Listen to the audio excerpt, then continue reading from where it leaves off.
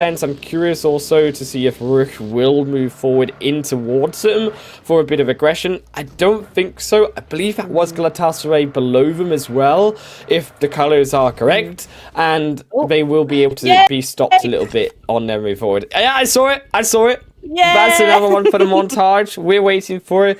Epic. Look, if we don't get at least 10 minutes of montage, I'm going to be disappointed because I need to see more vehicles. What we haven't seen so far is we haven't seen the insane flips of the vehicles. What I'm waiting for is a giant monster truck to just flip. That's what I'm looking for. Just a giant, do a 1080 in a monster truck, and I'm going to be happy for the rest of the night.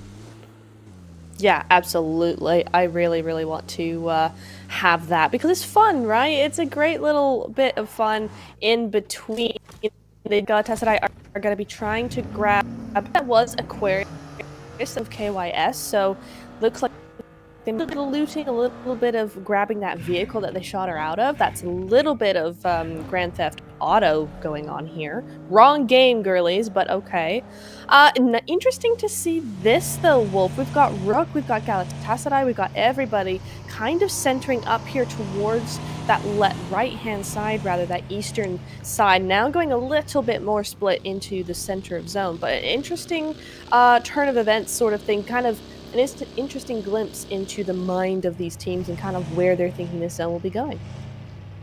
Yeah, I'm also curious to see some of these outlying teams.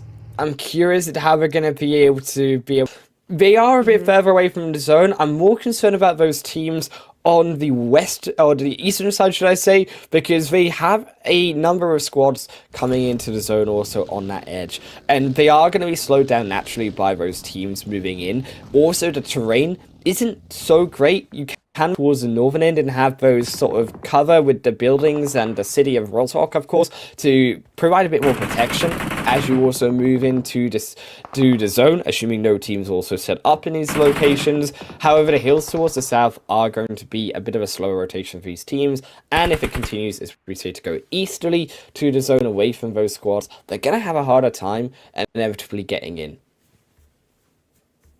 Yeah, they are going to, but I'm wondering who's going to win this one. You know, who's going to have the hard time getting in here? We got the BFs, the battle of the BFs, right? We got Brute Force, and we also have Bonfire over here. They're both looking at Potato Hill, and I think, actually, Bonfire are going to be the ones to go call it quits just a little bit here. Perhaps. No, they do have a knock, so that is going to be Brute Force moving in here now. They're really good at this. Artica this time on the forefront. We saw her on that back angle on Monday. This time she is going to try and be getting onto that forefront, trying to get some sort of angle here. Now Hate Me and Yagi are joining her. Brute Force and Astra jumping in. Here comes the rest of the squad. Dino on the back. Yagi coming up to the front. Arctic though gonna be popped down by the rest of Bonfire, and Bonfire will not be stymied so easily. The 1-for-1 trade for now is Yagi stepping up now. Behind the smoke they go. Revive onto Arctic as more smokes will come down. But look at this third team in the background. They are surely hearing the firefight happening on this hill. As the rest of Brute Force and Astra, 2 on the front to make that revive, 2 in the back with the support. Hate Me now gonna come round. Rap, I assume, back towards Dino, and Patch looks for Laura here on the solo. You can see that they've identified the singular player here. Bonfire female. They're trying to come up to secure some form of safety, but they're not quick enough to the trigger. In fact, it will only be potentially a second one falling down here. Arctic has to find a second. It's going to be almost a 3v1, but it will be Arctic to save him in time. However, it's Slytherin also engaging in this fight. You can see them now moving forward. They've heard the shots, and this is disaster because Bonfire, they took enough damage to the rest of Brute Force at Astra. The Arctic will just have to, I assume, run here if they can only get one revive. I mean, yeah, it really depends if Slytherin are going to use those vehicles to be pushing in or if they're going to take a little extra time. I mean, those nades aren't really giving them much leeway, though, at all. And I think it's too late now for Arctica. She's tried to go for that res and unfortunately hasn't been able to do it at all. So now it's just a 1v4. That's really unfortunate. She does get the one, though, but she cannot get the second. Unfortunately, that is going to be an elimination for Brute Force, there we go. But an excellent third party from Slytherin. That's the kind of thing I've been waiting to see. Do have one knocked at the moment, but that's going to be easily rezzed up, and 4 points go over to them. Indeed, and Slytherin, one of those more aggressive teams. I'm hoping that they can take that aggression, the elimination points. We said they've got a lot more than those placement points from that first day of games, and hopefully they'll be able to now move that with a bit of confidence in this first game so far towards some placement points as well.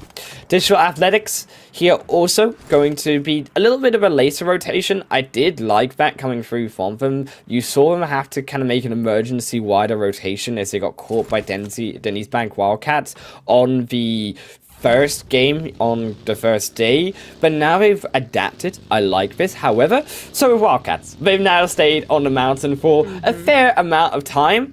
I like that they're also pinning the rest of Digital Athletics. However, you've got to also imagine that you can see here in the inventories, they don't have a lot of loot coming into this later stage of the game, where teams will maybe have 8 to 9 smokes you would expect coming into these later stages after a looting phase. You can see they've got a fair few nades, but only 1 smoke in the inventory here, at least 1. Yeah, that's interesting there. It gives you kind of, again, another kind of look into how they're planning to play this game.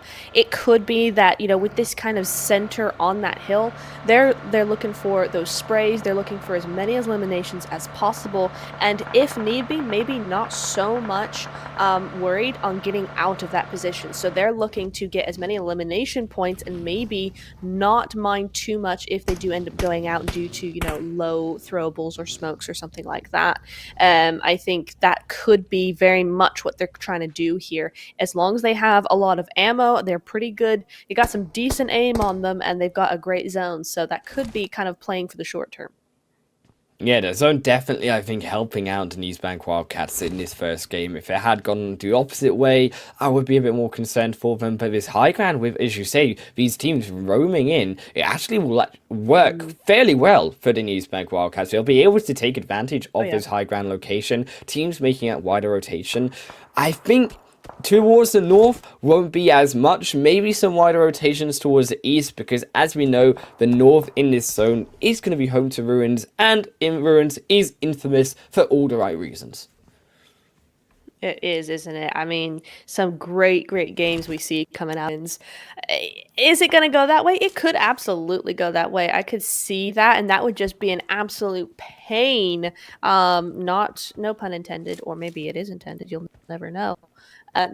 You know, it'll be an absolute pain actually get into new type of zone, especially with Wildcats right there, because there's a definite angle that they can hold towards those areas there. So we'll have to see. At the moment, this team's pretty locked down good. I really hope that a holographic is not the only scope she has for that. There we go. 8 times, a little bit more appropriate for this kind of range. Just a little bit. Again, yeah, just a little bit. But you know what? Again, Digital Athletics right in their sight line. So they've got them locked down pretty darn good there. They've got a great position. Does this mean a win from them? We'll have to see where the zone goes.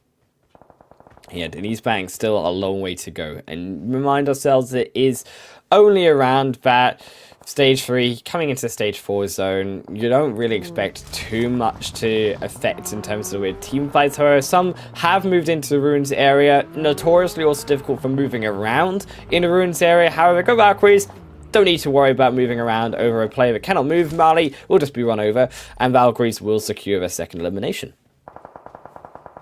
Yes, indeedy. And while the goats do that, you can be the goat in game and get yourself some 300 UC. There's some codes up on that screen right now. If you missed the last one, go ahead and grab this one as well. Just input that into the redeem page for PUBG Mobile and you will get some sweet UC. But be quick about it because it's only 1 per code. So go ahead. Oh, question mark. might want to grab that UC while she has time off being in the lobby, getting taken out here by Goat as well as. So, question mark not having a great rotation into zone, it seems.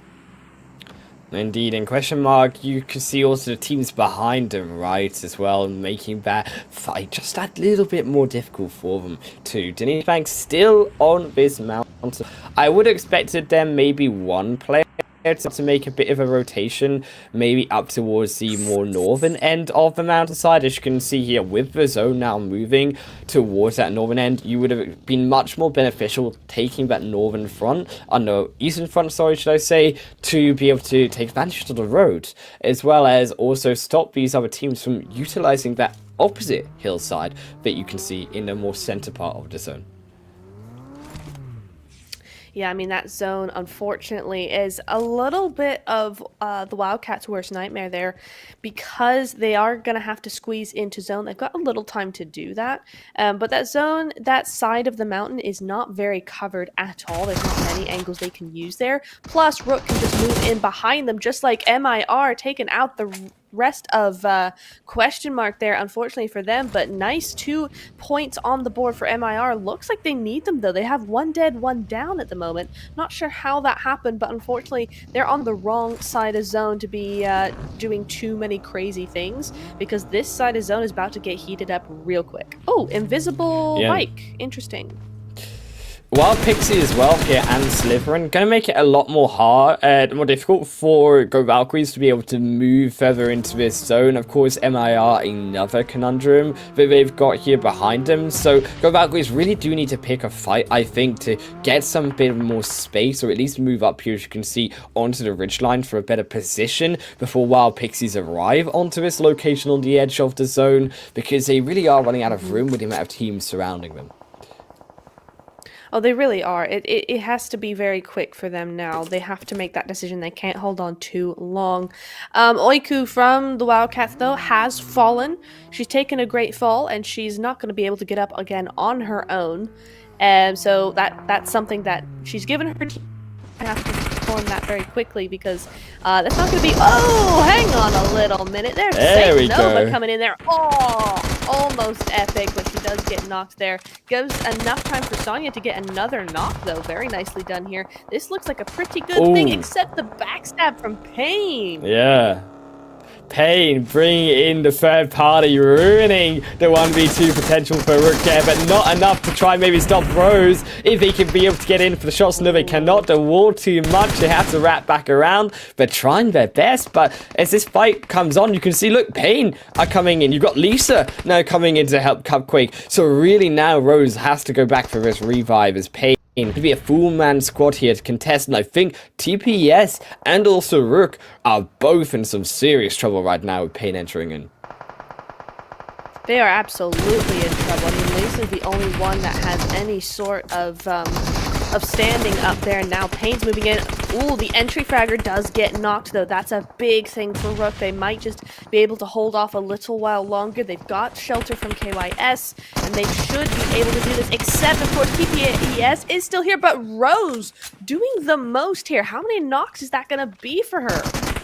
Yeah, a bit of a too aggressive play there from TPS, but it wasn't enough to do the damage to buy the time for Pain here. Is Rose still not done just yet? Moves back into the other end of TPS, finds him, will not be exploded by the grenade, but will eliminate another of TPS down to 1, but back into the corner as they go. Has to take a third now onto Sarah, spraying through the smoke. Rose in a mad panic as they try to defend their position, but Pain, they're falling down. I would expect maybe Rose to be a bit more aggressive here, but of course the smokes are stopping that information. However, they cannot let Winnie come in for these revives. Yeah, I'm very confused as to how Pain have lost this. This should have been a very quick and easy flush. I mean, KYS not helping matters, sure, but honestly, these 1v1s just does it. No way. Oh my goodness me. Big GG's to Pain there. Did some really, really good work, but dang, that should not have been a 3 down and just by the skin of her teeth there. Rose doing some great work for her team, but unfortunately 10th place and 5 elimination points is all they're going to get for this one. Yeah, unfortunately, played it a bit too fast back on the peak around, and the angle was just there for pain. But oh my days, did they almost come out with a loss there, even with a full squad. Galatasaray also now going to go back up against the rest of the Valkyries, where they're going to lose Carly as a ball with one, but Old Daddy will be stopped by the other, and Maddie will be able to help out now with Toffee on the revive. However, you can see that on the edge of the zone, they need to move further up this hillside, so there is a bit of a movement needing to be done by Galatasaray, with a lot of the teams still there later on the rotations here to come in, because that zone did swing back so heavily towards that eastern end. Yeah, didn't it just there? My goodness. So it's continuing to go to the east side there. We do see the Wildcats slowly but surely losing players here. Certainly almost out in the zone, I think that is. But I will hand it to Slytherin, actually. They have 6 eliminations right now and a full squad, the only full squad of the lobby right now. So they are actually in a great position here. Not quite in zone, but certainly close enough to do some real damage.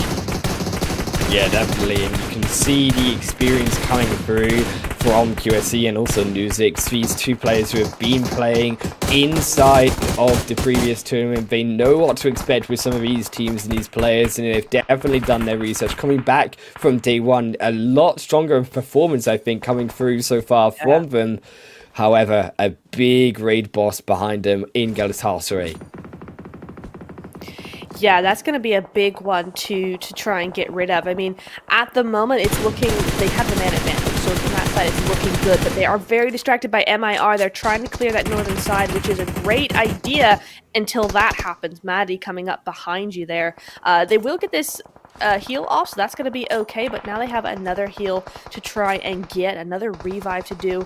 The Wildcats, GG's, 4 eliminations, or 5 rather, not as many as I would have thought from that kind of play, but still a great result for the first game of the evening. That's just keeping them in that top 5. They are feeling pretty good about that, I think. Galatasaray, though, this later rotation really working out for them. They'll find another now Digital Athletics, but can they confirm these eliminations? They're up to 7 so far. You can see Maddie a core part of that, but they are down to also 3 players. And they still need to get inside of his zone. Everyone outside of his stage 6 zone. Now Slytherin all back up for themselves for now with the 3 that they got left. However, they are arguably the furthest away here, having also Digital Athletics part of the problem. However, Galatasaray are cleaning that up, no problem for them. They are indeed. Oh, Digital Athletics done a great job. 6 eliminations on the board at the moment. So keeping that momentum from the day before yesterday into today, that is really hard to do a lot of the time. So big GG's continuing those high points. 3rd place, not half bad, but as a solo, I'm not sure how much further she can get with that in mind. But these two fighting it out amongst themselves, especially with her basically on the other side of Slither, she could actually have a really good fighting chance. Yeah, Galatasaray as well. They're moving in with Slytherin, as you said, that fighting chance potentially for them. Toffee down makes it real awkward.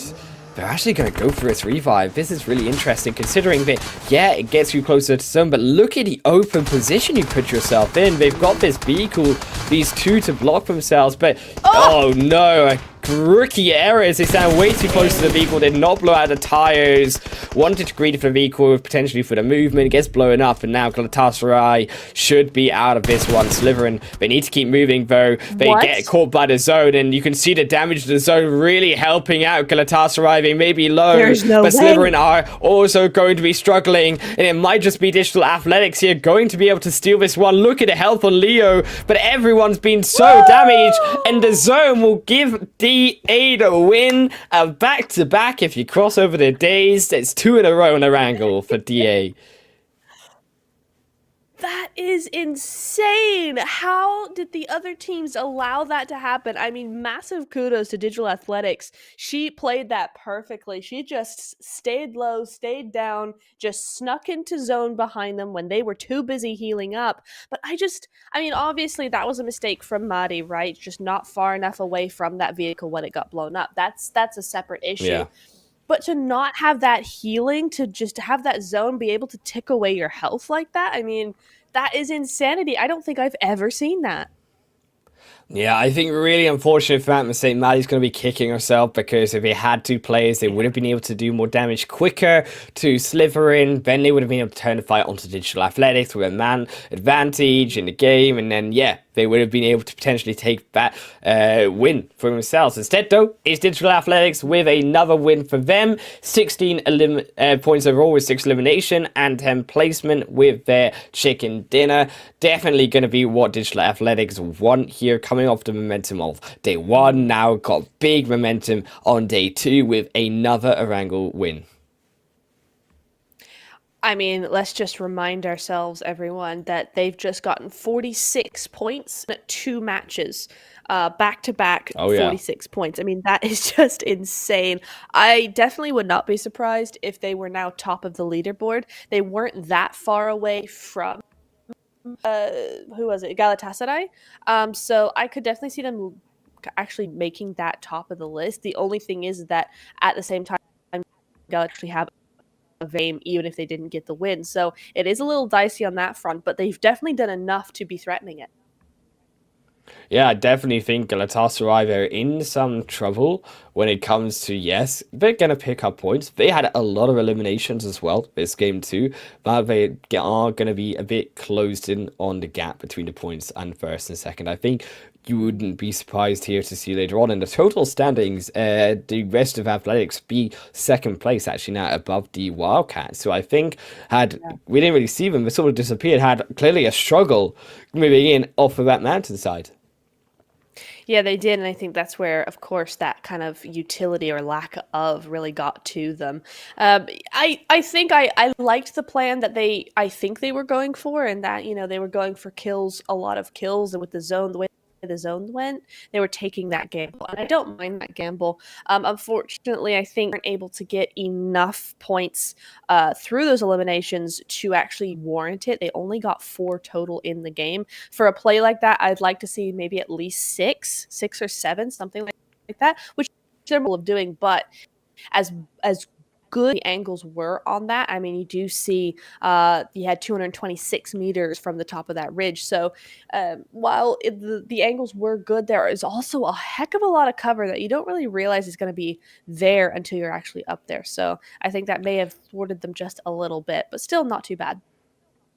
Yeah, not too bad indeed. As you can see there, the 8 from the Wildcats, as we're talking about them, the longest distance elimination with 226 meters. No surprise with the 8 scope that they had, we talked about inside of that game. As we move on though to the match rankings, 16 of course for the A Digital Athletics and also Slytherin there with 15 total points. This is what we kind of wanted to see though from Slytherin, getting, as we said, those placement points on top of the eliminations that they were getting in the first day. Galatasaray as well. No surprise to see them inside of that top 3. A bit an unfortunate showing from, I think, some of our bottom teams, however, with Bonfire, NTX, also unfortunately one of them, and the Wild Pixies. Again, on the bottom of those standings, not the first time, and I would like to see some of these teams hopefully be able to pick it up and get some points after this unfortunate first game.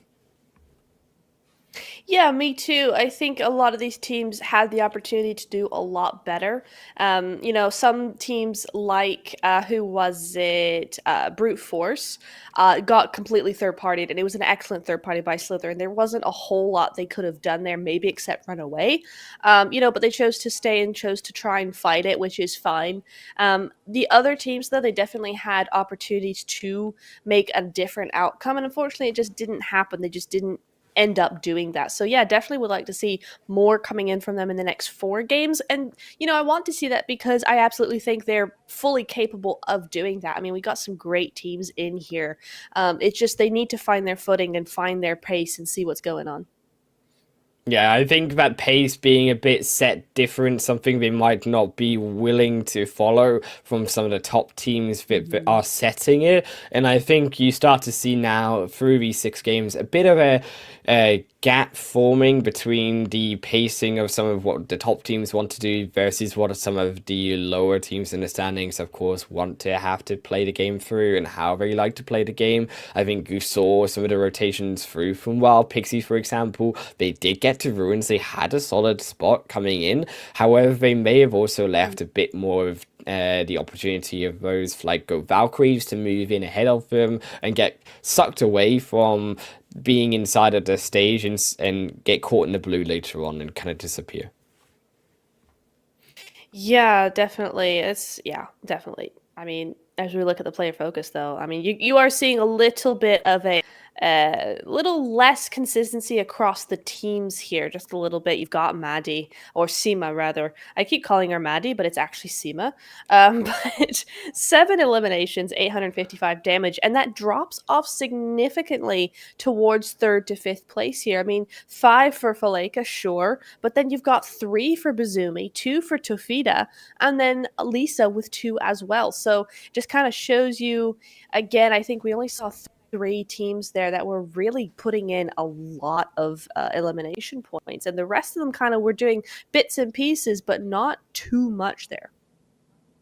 Yeah, indeed. Seema with the 7 eliminations and the damage share more equal, I think, crucially to count for that. We saw a lot in the first day, high damage numbers, but not a lot of eliminations coming through some of these players.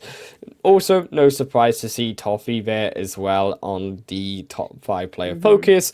Galatasaray, I think, are one of those teams there you can see with that damage. Equally, the other two doing just a similar amount of team damage percentage compared to other teams who maybe have more of a will have a couple in support, will have a couple in terms of fragging. Yeah, absolutely. As you do see the elimination damage, it's looking pretty stacked towards a couple of there. I mean, even Digital Athletics don't have the kind of elimination. Well, maybe the eliminations, but not so much the damage that you would expect to see from a winning team. And I think that's very telling. I mean, they were in some pretty water for the majority of that. I mean, they were right down the sightlines of the Wildcats for a long time. Then you saw them get picked apart one by one. And then it's just a solo that comes in and sneaks the win. I mean, that was fantastic playing from them. But it does show in that elimination damage bar graph thingy-majig. But over to the right side, yep, try and get those right. Down to the right side there, you get Wildcats and you got Ghosts. They're definitely putting in a lot of damage here. So you can really tell who's the heavy hitters here. Yeah, there's definitely some of the big heavy hitters. I think Slytherin being that big new one in terms of the top teams that we're used to. Also, I like to see Go Valkyries in there as well. Definitely welcome to see them inside of the top half of the teams in terms of their damage. They have been trying to make it in there, I think, in the middle of the pack, but I'm hoping to see maybe teams like Go Valkyries, like Brute Force, be able to more consistently push themselves up into those top 3, top 4 spots in terms of the placements at the end of the game. Yeah, absolutely. And then, we can kind of see where this is going maybe for Miramar. I have noticed in previous seasons, at least, that these teams generally try and find each other out. So, and that you have fewer teams than 16, or for whatever reason, they generally try and find each other as much as possible. So I think for Miramar, the bigger map, I think we're going to still be seeing kind of the same sort of timetable in terms of when we're getting to that action when we are as in Erangel. I think it's going to be about the same. But as we look into our overall standings, we do see Digital Athletics has moved into second place and only 5 points behind Galatasaray. Yeah, however, there is also a big gap, I think, forming here too between the second and the fourth place team, right? That's about a 19-point difference here between the second and fourth teams. It is a bit closer towards the fourth and the eighth there. You can see a lot of teams, even ninth best Slytherin, moving their way up right to the top of the right side of the leaderboards. However, it's realistically only, I think, the third and the fourth spots there. If Digital Athletics and Galatasaray, assuming they keep up this top level performance, is the 3 and 4 spots that are up for grabs for getting that access into the later stages. You really are thinking that we're starting to see some favourites here, no Neptura, in terms of who can get to those later stages and the finals. Yeah, absolutely. I think you're right. It is starting to get a little bit more spaced out, just a little bit. You're starting to see a couple of gaps here. So, between 9th and 15th, unfortunately, So quite enough to get onto that left side there, but they are tied and only 1 point behind 6th place. So there is that. But Slytherin and say even Bonfire Female there, 15th place. There is starting to be a bit of a gap now. While Pixies still have plenty of time to actually get into a few more places up there. I need 10 points to be, 15th instead of 16th. It's just where they're going to actually find those points. Perhaps Miramar, I think we saw a little bit more of them on those Miramar matches on Monday. So still holding out to see them have some good games here tonight. Yeah, and that's what we're hoping for at the end of the day. Even if we don't get to see much of these teams later on in the tournament, if we can see a bit of everything from everyone, there's always that opportunity, even from these bottom place teams so far, to be able to get the opportunity and a win if the cards end up being played right.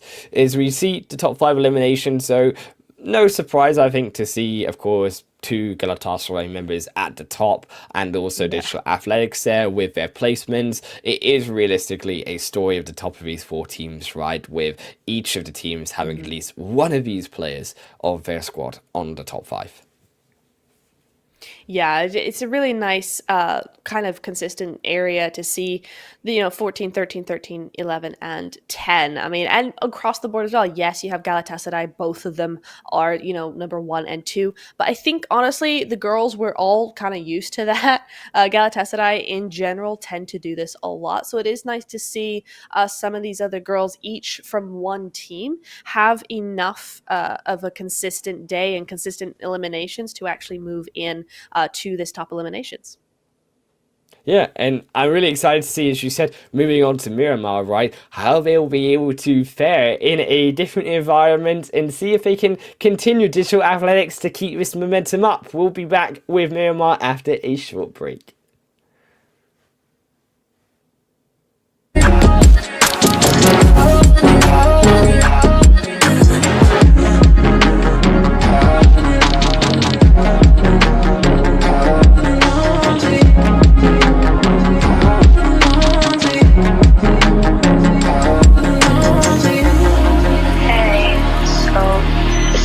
A little awkward.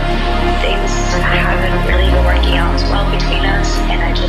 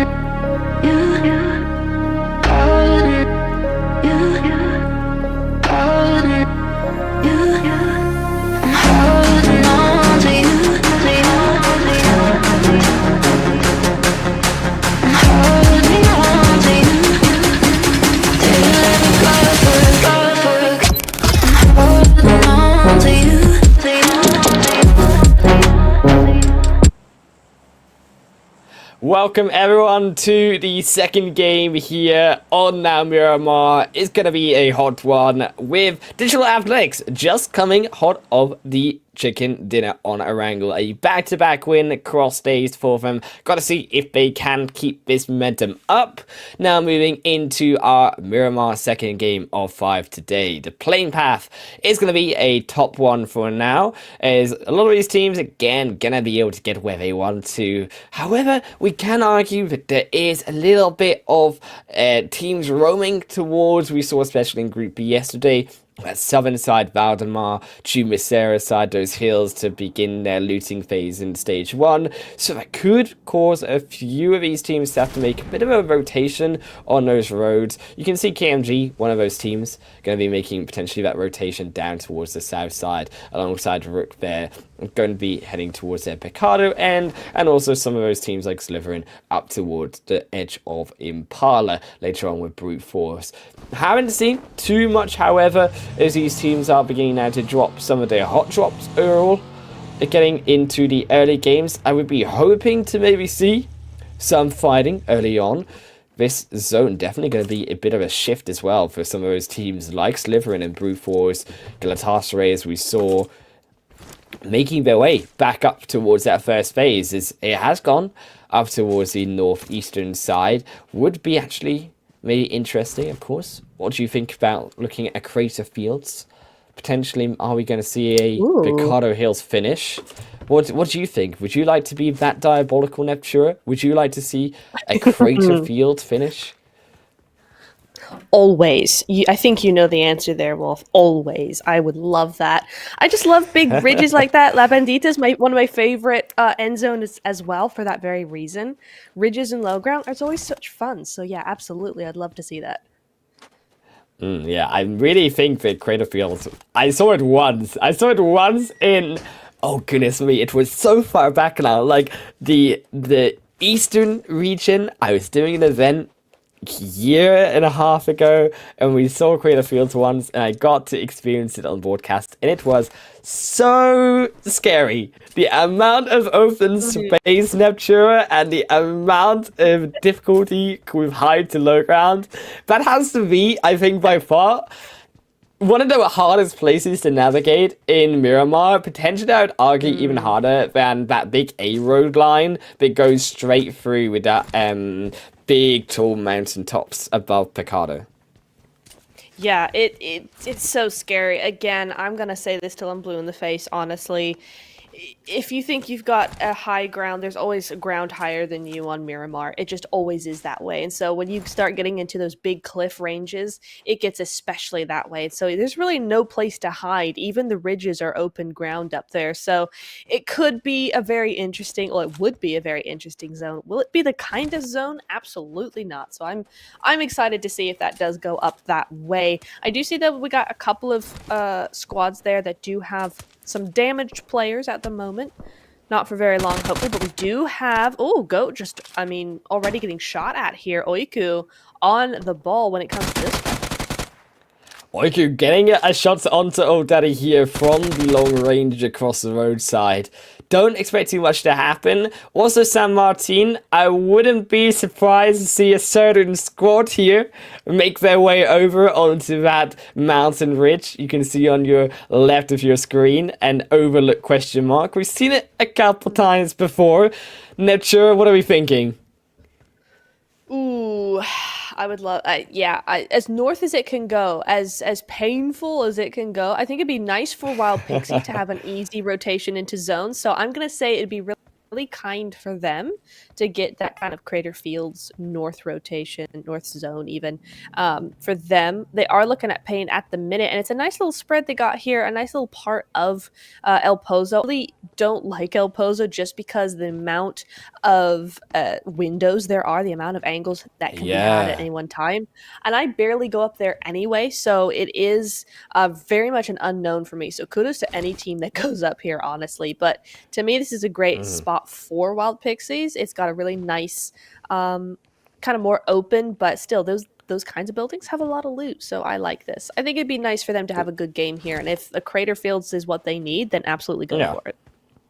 Yeah, I think they've also definitely got a better position over Pain, I would argue, as well, when it comes to the potential to move out of this city too. I think the Wild Pixie, Definitely. realistically, I really enjoy their T formation that they had, and now they've moved back to a 2-2 formation, looking, of course, as you can see, with two rotating out of the city to potentially make it to another location to continue that looting phase. That was something that we definitely saw from, as again, the Wildcats in the last game, where, yeah, they didn't loot as much. And some of these teams, it's not just the Wildcats that have done it, don't loot up enough, I think, in the early phase, or aren't efficient enough when it comes to the essentials in terms of the loot that they can gather in the first couple of Right. phases. And it has cost them when it comes to those later, more drawn out zones, especially with Miramar being a potential of that, with the open space and needing those smokes and needing that utility to navigate in the later stage 4, 5, 6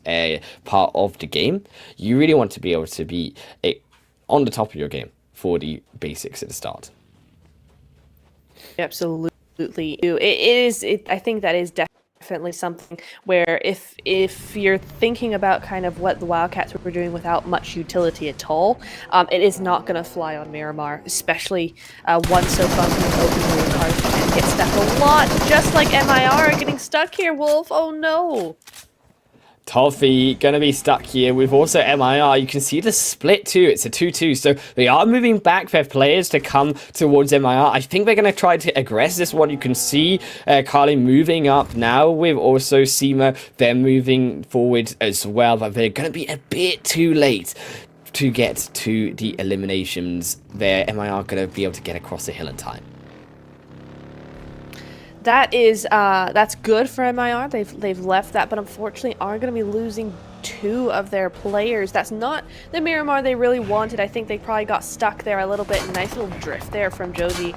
But yeah, I think it's very unfortunate because, of course, on Monday they won this Miramar game. So it is unfortunate that they're not going to be able to do that with such a strong force or have such an optimal presence in that end game, but we'll have to see how they manage as a duo. You know, we've seen some great things from duos before. We've seen some great things from solos. So in this lobby, in this scene, you really can't count those out.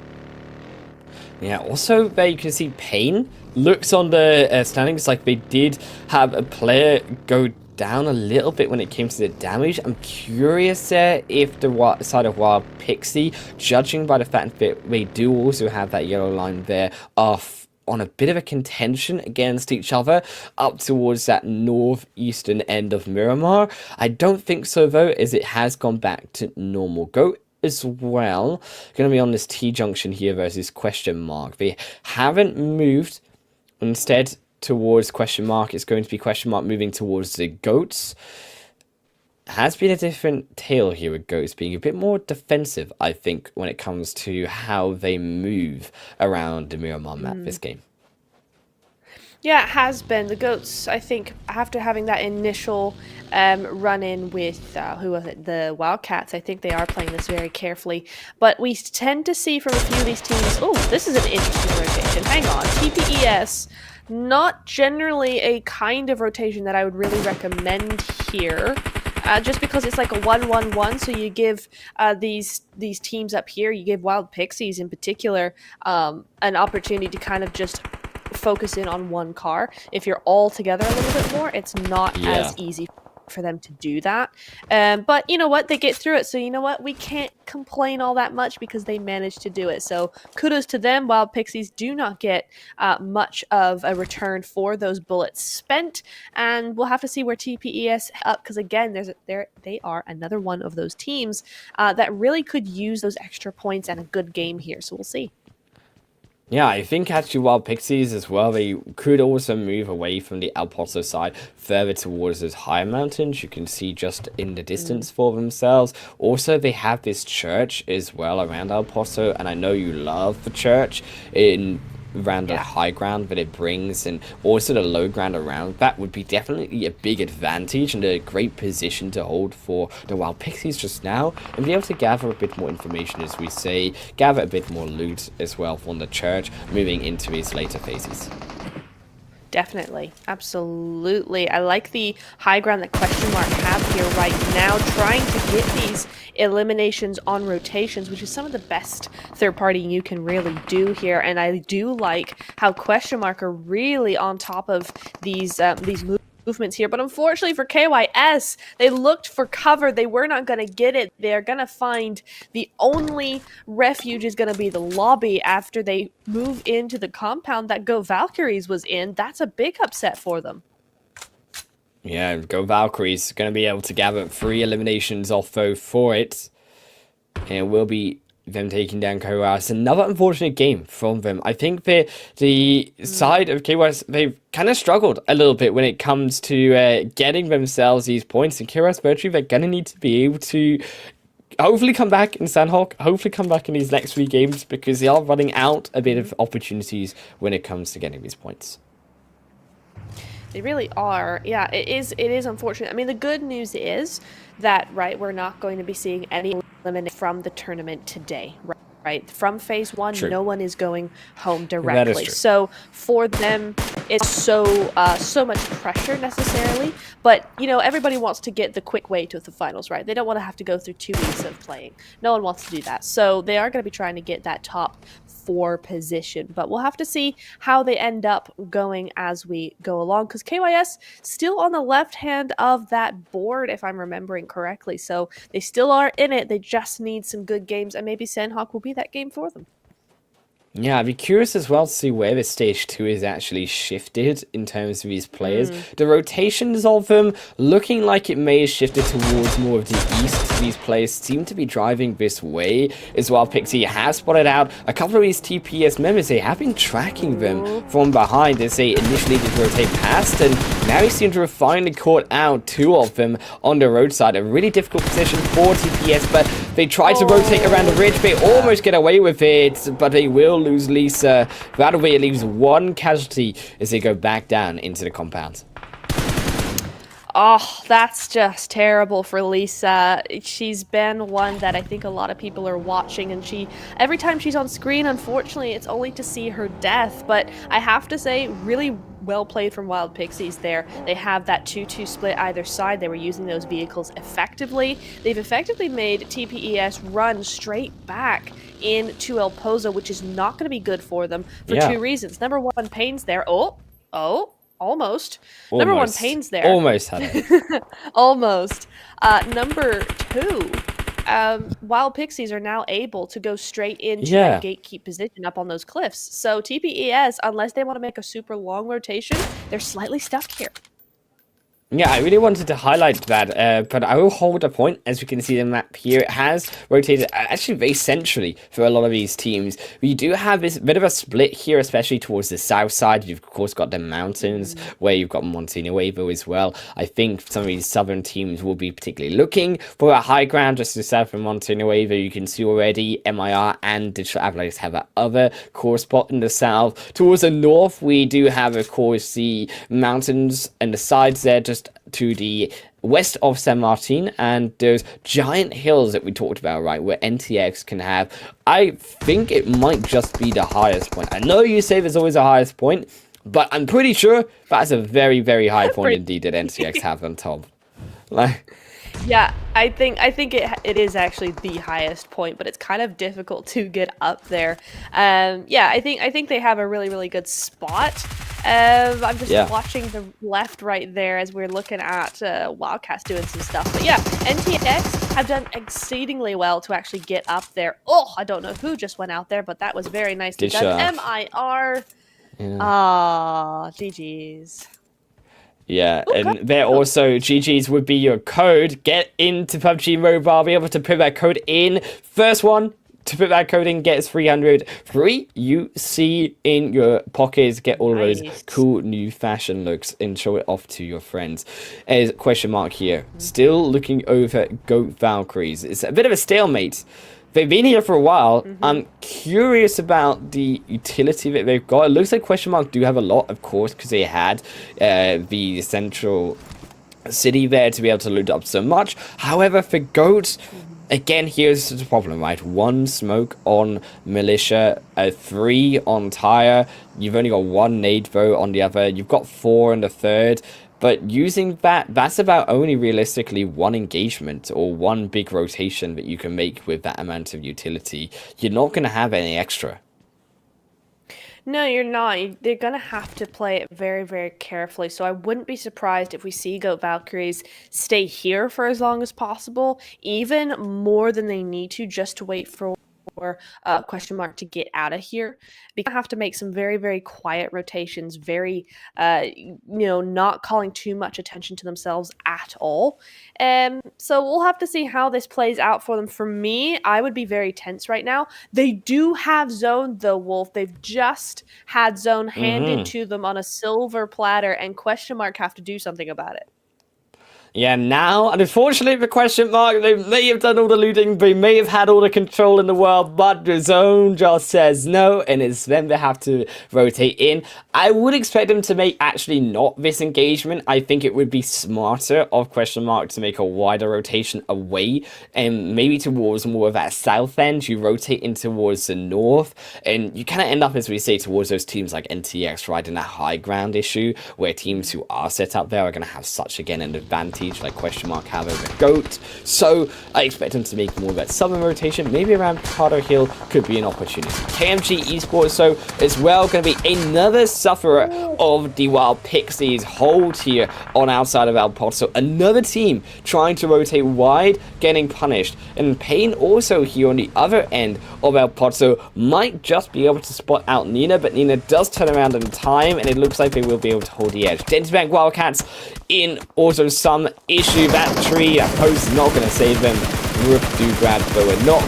Some fire on the return. It won't be a return knock, and they think though with the distance that Wildcats have and the lack of ability to get in, they will lose also one. That's a big shame. I'm curious though as to what Brute Force is doing. They've decided to go for a very, very late, very quiet rotation coming in here. Unfortunately, the zone hasn't really favored that at all, but I could see this actually working because of the amount of teams all very close together. Hang on, Slytherin trying to do some stuff here. Not working so far though. Yeah, Slytherin, again, looking maybe to put this aggression. It's Catastrophe. It's a bit of a rematch here from the first game. Nose blue zone to stuff up Slytherin vote this time, and they will just be able to make that wider rotation away from Crater Fields. I mean, yeah, you can see the terrain, right? It is just so open in this area. Yes, you have this compound, but it's sort of like that death compound in Erangel, right? Where you've got this nice color in the center, but as soon as it moves away, you end up having this issue of where you can't get out of that crater, and where teams surrounding you are able to have that free reign on top of you.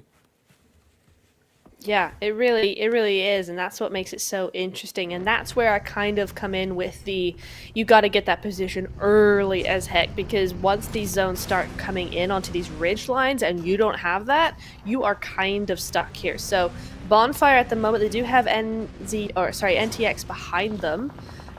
If they can grab that opposite hillside, but I think they're not going to even try that. It would be nice to see them do that. But they could just end up holding up in these compounds, the teams fighting over the top of them, and they get an easy, top 5 placement. That's entirely doable in this sort of situation. So I don't hate this from them. We'll have to just see how it works out. But going back very quickly to not Bonfire, going to Brute Force. I see this actually working the super late rotation to zone because these teams are in such a crowded area, because it's an odd zone.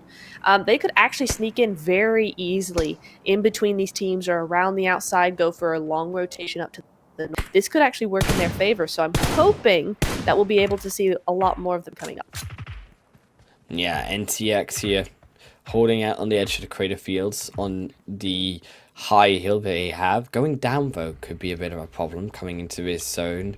They do have his team behind them, which could be the problem. You can see Bonfire Female are there to maybe look to contest them on the entrance in. You can now see a bit of a rush happening from all of these teams. Looks like TPS, Bonfire Female, and all of course, the rest are moving in, should I say, and Wild Pixie also going to be moving in on the south end, so these teams now making a move, understanding a stage 4 right here, and that you do need this control, you do need this position early on, as soon as the zone moves, you get delayed, you get into a problem like this, where Slytherin have now actually called out Bonfire Female. Bonfire Female weren't quick enough to the trigger to make that rotation in, they now get caught, they will almost get taken out completely by Slytherin, but one survives, and that's crucial for the potential placement points of his team.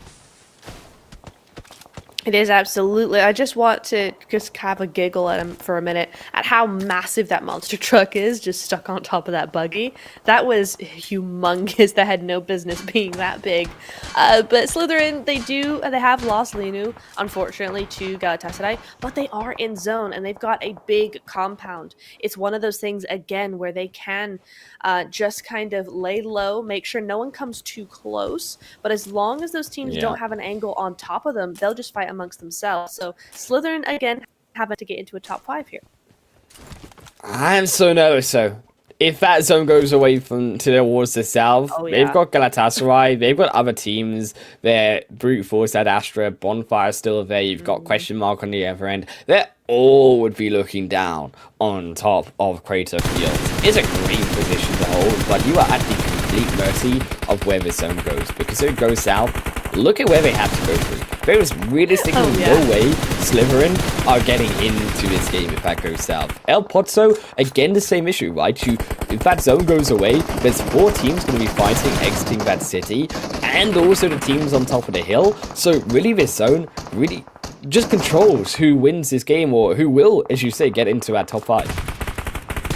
Yeah, absolutely. Now we're starting to see a lot of happenings. Rook going on to Wild Pixies, Goat get down to a solo now, and look who's shown up. It's Brute Force up onto the side of Galatasaray. They've taken that rotation I hope they would do. Oh, what a nade to right onto Tafida, making sure that she cannot take that shot. But worst case scenario, Wolf, the zone has moved away from Slytherin from that compound. How are they going to get out of this one? I don't think they are. I'll be honest with you. It's a rough one. I think you would need to have a bit of a miracle. A bit of distraction here is what you need with Brute Force, Ad Astra, and also Question Mark for Galatasaray to not look towards the eyes of Slytherin. However, realistically, even if Slytherin aren't shot by Galatasaray, you still got these other teams that we just mentioned, right, that also can look down upon Slytherin. So they are just a bit dead. Yeah, they are just a bit, yeah, there we go. So going out in 13th there, but with 3 eliminations, not half bad at the moment. While Pitt need to heal up very quickly here. Galatasaray really have their hands full, never mind. They have their hands full here. They've got several teams, at least 3 up here onto this northern side. It's looking like Maddie taking a massive split away from her team. That's a little bit risky when you got Question Mark right on top of her like that, but we'll see how that works for them. Question Mark, in turn, are being hounded by NTX here. So I think Maddie's got a little bit of leeway at the moment. Nice and aid coming in for that knock. Now it's Crystal. Yeah, 2 down already. It looks like Question Mark have been able to have some control here over NTX. The problem is, you can see that zone is about to move in 5 seconds. And making the revive for now, Crystal is still as alive as you say, that making their own revive on the side of NTX. And there as well, they're going to lose another, as NTX will finally be finished off beside the rest of Question Mark. Digital Athletics, another one of these squads having to hold up here for now. I'm not sure I'm a fan of the smoke. It might just give their position away a bit more to where Rook need to be looking towards them. They might have been better just holding up without the smoke for now. Possibly, yeah. Question Mark. I want to just give kudos to Question Mark real quick. They are still now a trio, almost a duo, but they've held out for so very long against team after team up here. So GG's to them. Despite everything, they still are standing at least a little bit. Slytherin, on the other hand, really struggling to get up that hill. I like what they have kind of done is kind of try to move the way of Question Mark rather than up against Galatasaray. but it's still not going to work as we kind of expected. I mean, all these teams now are going to be out in the zone. You can see that health bar going down as Galatasaray now meeting their match potentially. Oh, almost Bonfire getting that wipe on to Galatasaray, but it's not going to be happening for them. Rook, on the other hand, Rose, she's currently have 3 eliminations out of the 8 that they have so far. Beautiful nade, though, is not going to be hers. Going to be her teammate, Satan Nova's, and they are now inside zone. It's a precarious position, but it is one for them.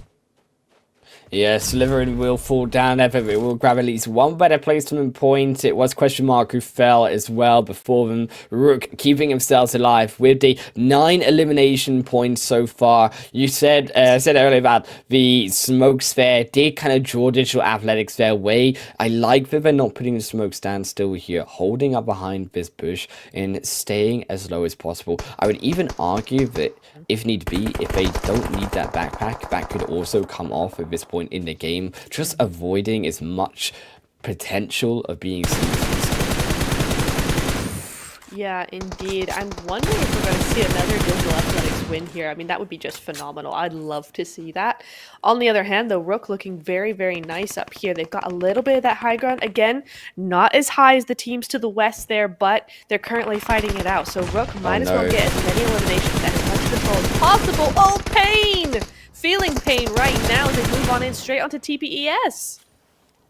Oh no, and also TPS, they're fighting, yeah, but Digital Athletics, they began to make those movements of footsteps, and immediately as you saw them make those movements, Rook fired a grenade down into that location. So Blair really needs to be aware of the sound that they are making. TPES as well, only going to be drawing information towards that location as they also need to fight onto Rook. They have a bit of time here, 50 seconds still before this zone moves in. However, you can also see Brute Force at Astra, right? They're moving in towards this south side. So they are also going to be another potential thorn in the side for TPS. Yeah, absolutely. Brute got that momentum going. They only have 3 eliminations, but they've moved up, pushed up, and gotten rid of Galatasaray, and they will have known that. So, you know, no matter who you are, getting rid of the top team generally is going to put a little skip in your step. So hopefully that has helped them as well. But that's not such good news for the rest of the teams because now they've got a brute force to be reckoned with here. Brute Force still a full squad here. The only full squad. But Rook have a bit of a high ground advantage.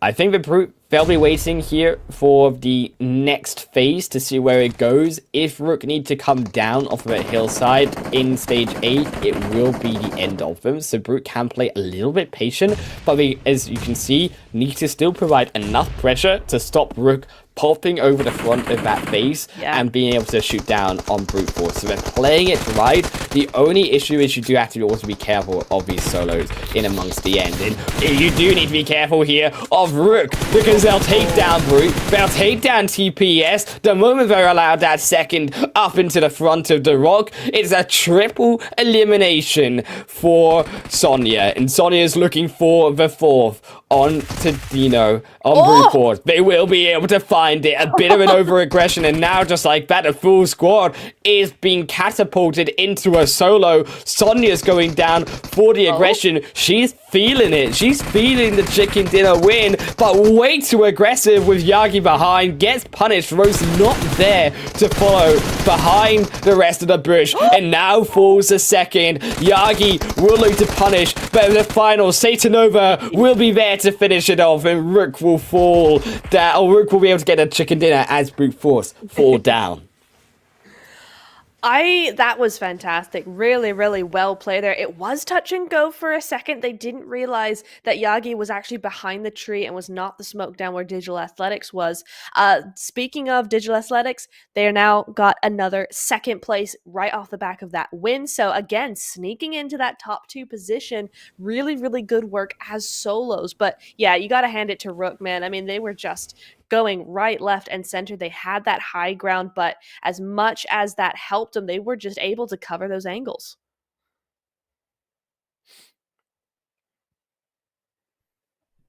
So we are going to be seeing, let's see.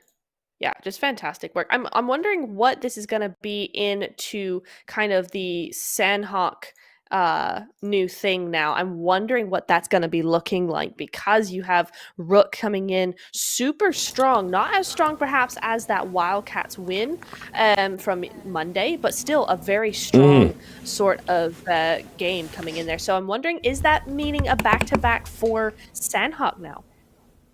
Yeah, I think it would be really interesting to see if they can come towards Sanok in terms of an aggressive playstyle, if they can have that success. I'm not really sure if Sanok is one of those ones where you can say not sure if they can get back to back on. It's a bit of a wild card when it comes out to the potential of teams coming up with consistency through there. But 27 points still will be 17 eliminations, still a giant win for Rook. And I think as much as Sonya fell in that last moment of the game, by far and large, Sonya is the reason with that quadra elimination that they were able to get that win. Yeah.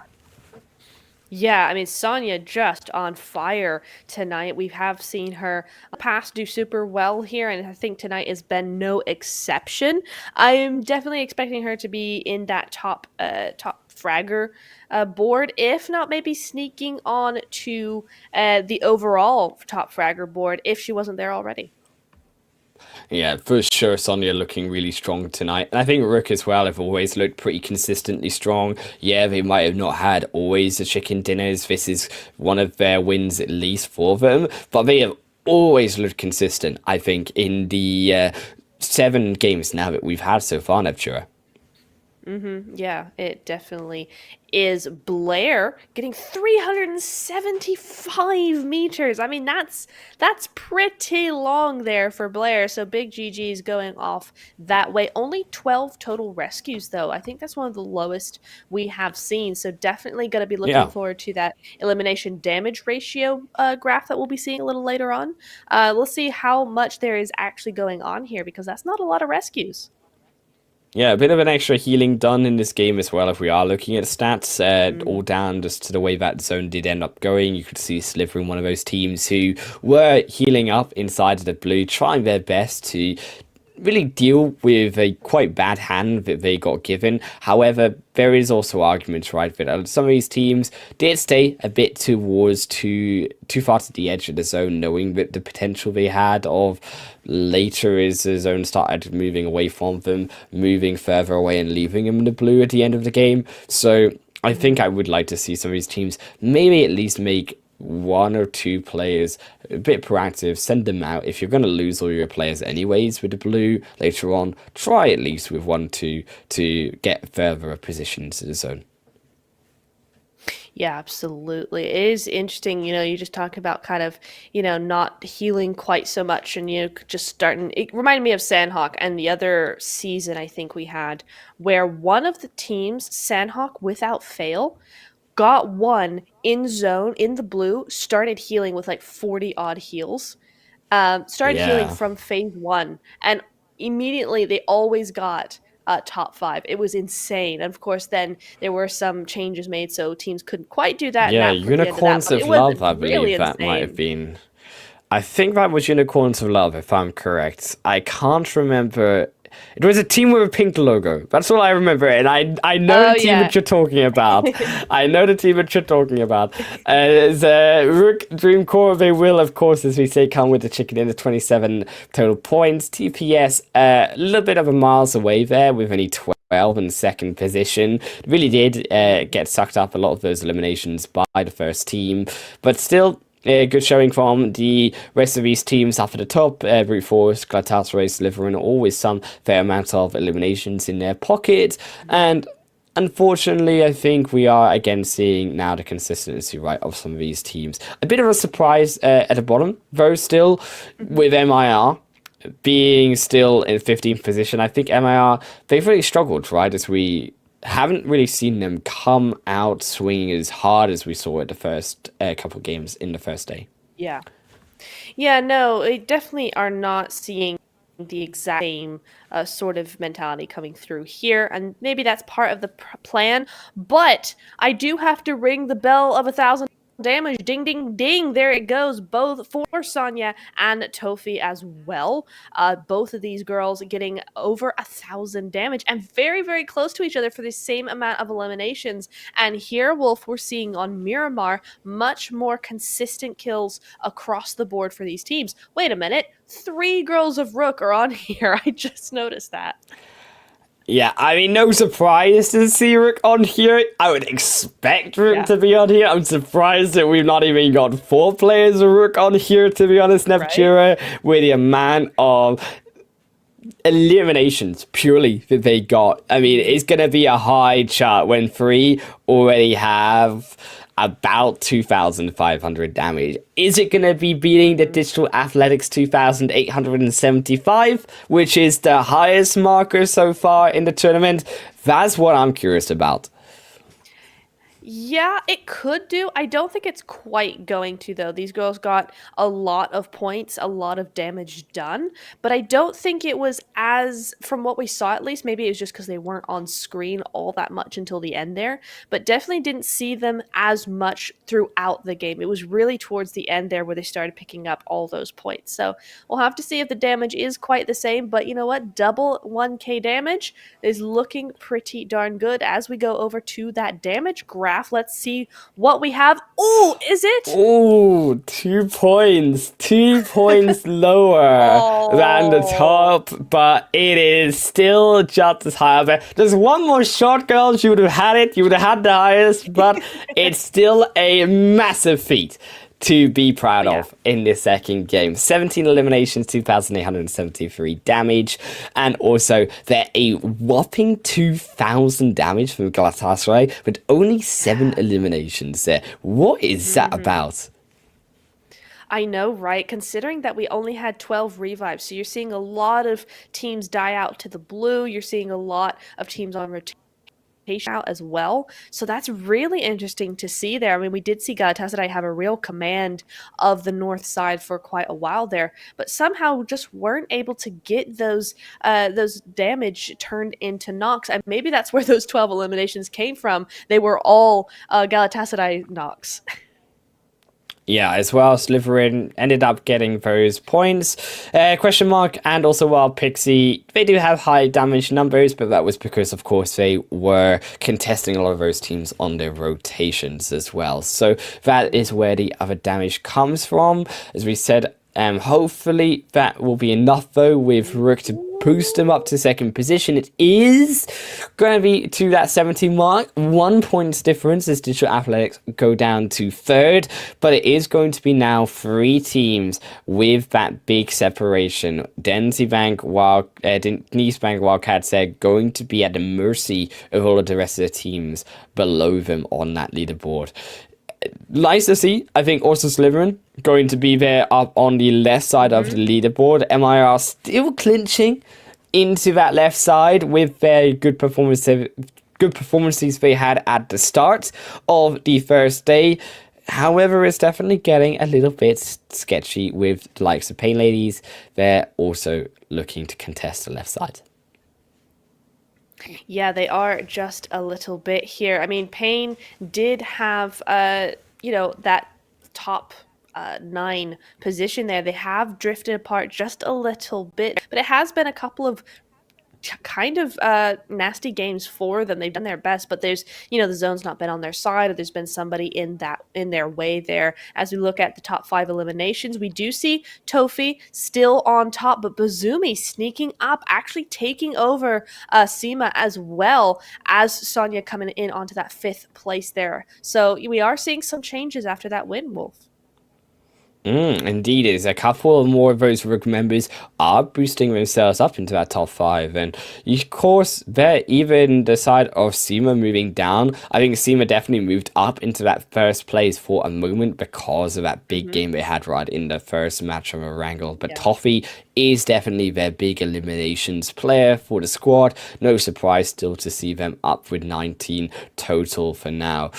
It is look to see if some of these other teams, maybe like Slytherin, can also make their way up into that top side of the leaderboard of the top 5 eliminations. I think that they're definitely another one of those squads. Yeah, they're only in 8th position, but they're definitely very elimination favored in their type of play. Yeah, absolutely. And I think you are going to start seeing this kind of become a thing, right? They're going to start being the same sort of teams coming in here and being part of that top elimination, because these are where the heavy hitters are. Look, we'll have to see if they can hit just as hard in our third map of Sanhok, which will be just after a short breakaway.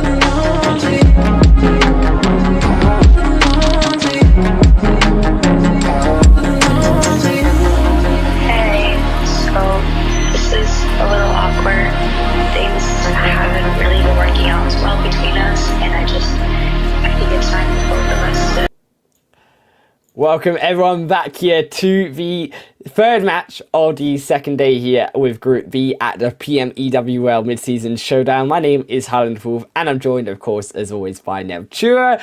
We are going to be jumping straight into Sandhawk Neptura. It's a clean playing path. All of these teams are dropping down. Where are we looking in terms of the beginnings of this game?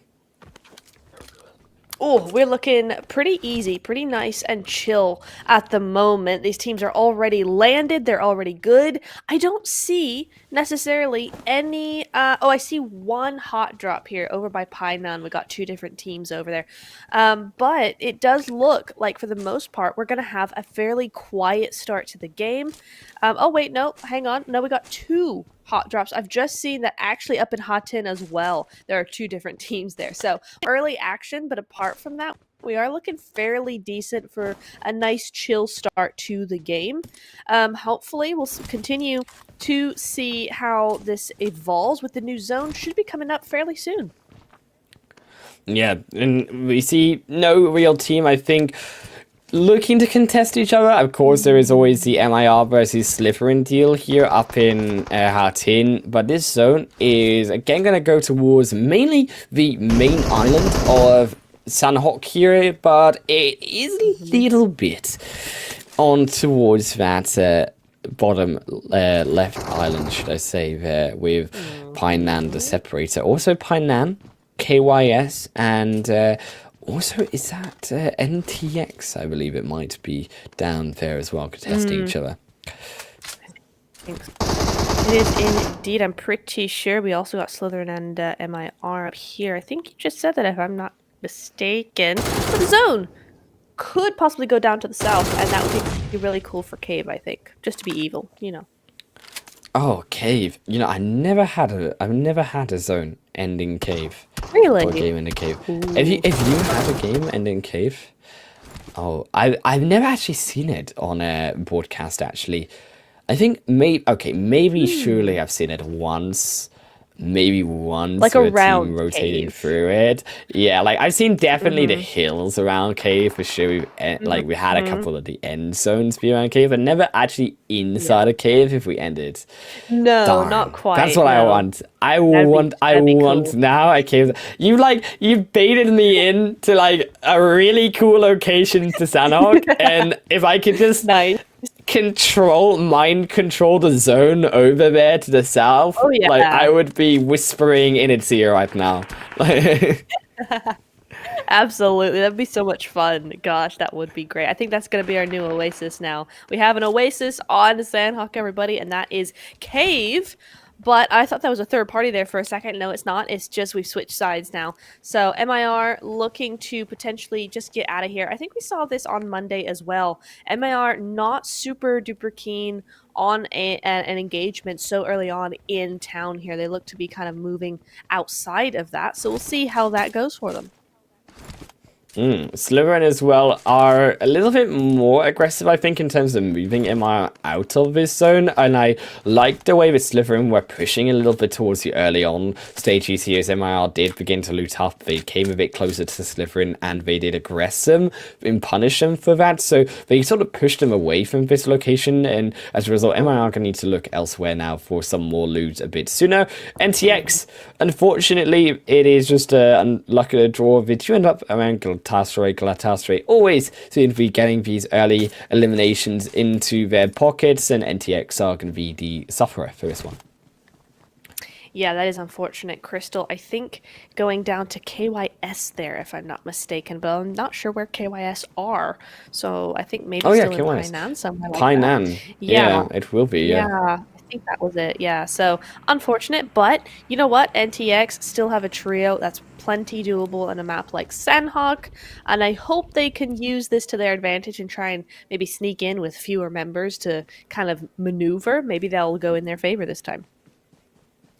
Pain Lady is also navigating this more easterly coastline, looking to, I think, see these teams just continue to quietly loot themselves up. I think Sandhawk has been one of those games where they do tend to stay away from the center of zone, which is obviously the difference between Erangel and Miramar, because it is such a volatile map and it can end up being so dangerous and moving into the center so quickly. So I do like this change up that these ladies are making in both groups for Sandhawk so far.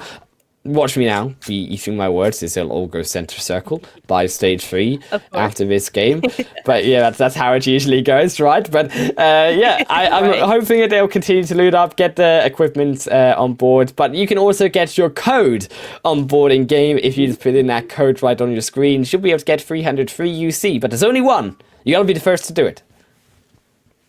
Yeah, you gotta be quick. I mean, I don't know how many there are of you in chat right now, but you're not gonna be able to do it after the live stream ends because I'm sure somebody will have grabbed it. So go ahead and do that while you still can.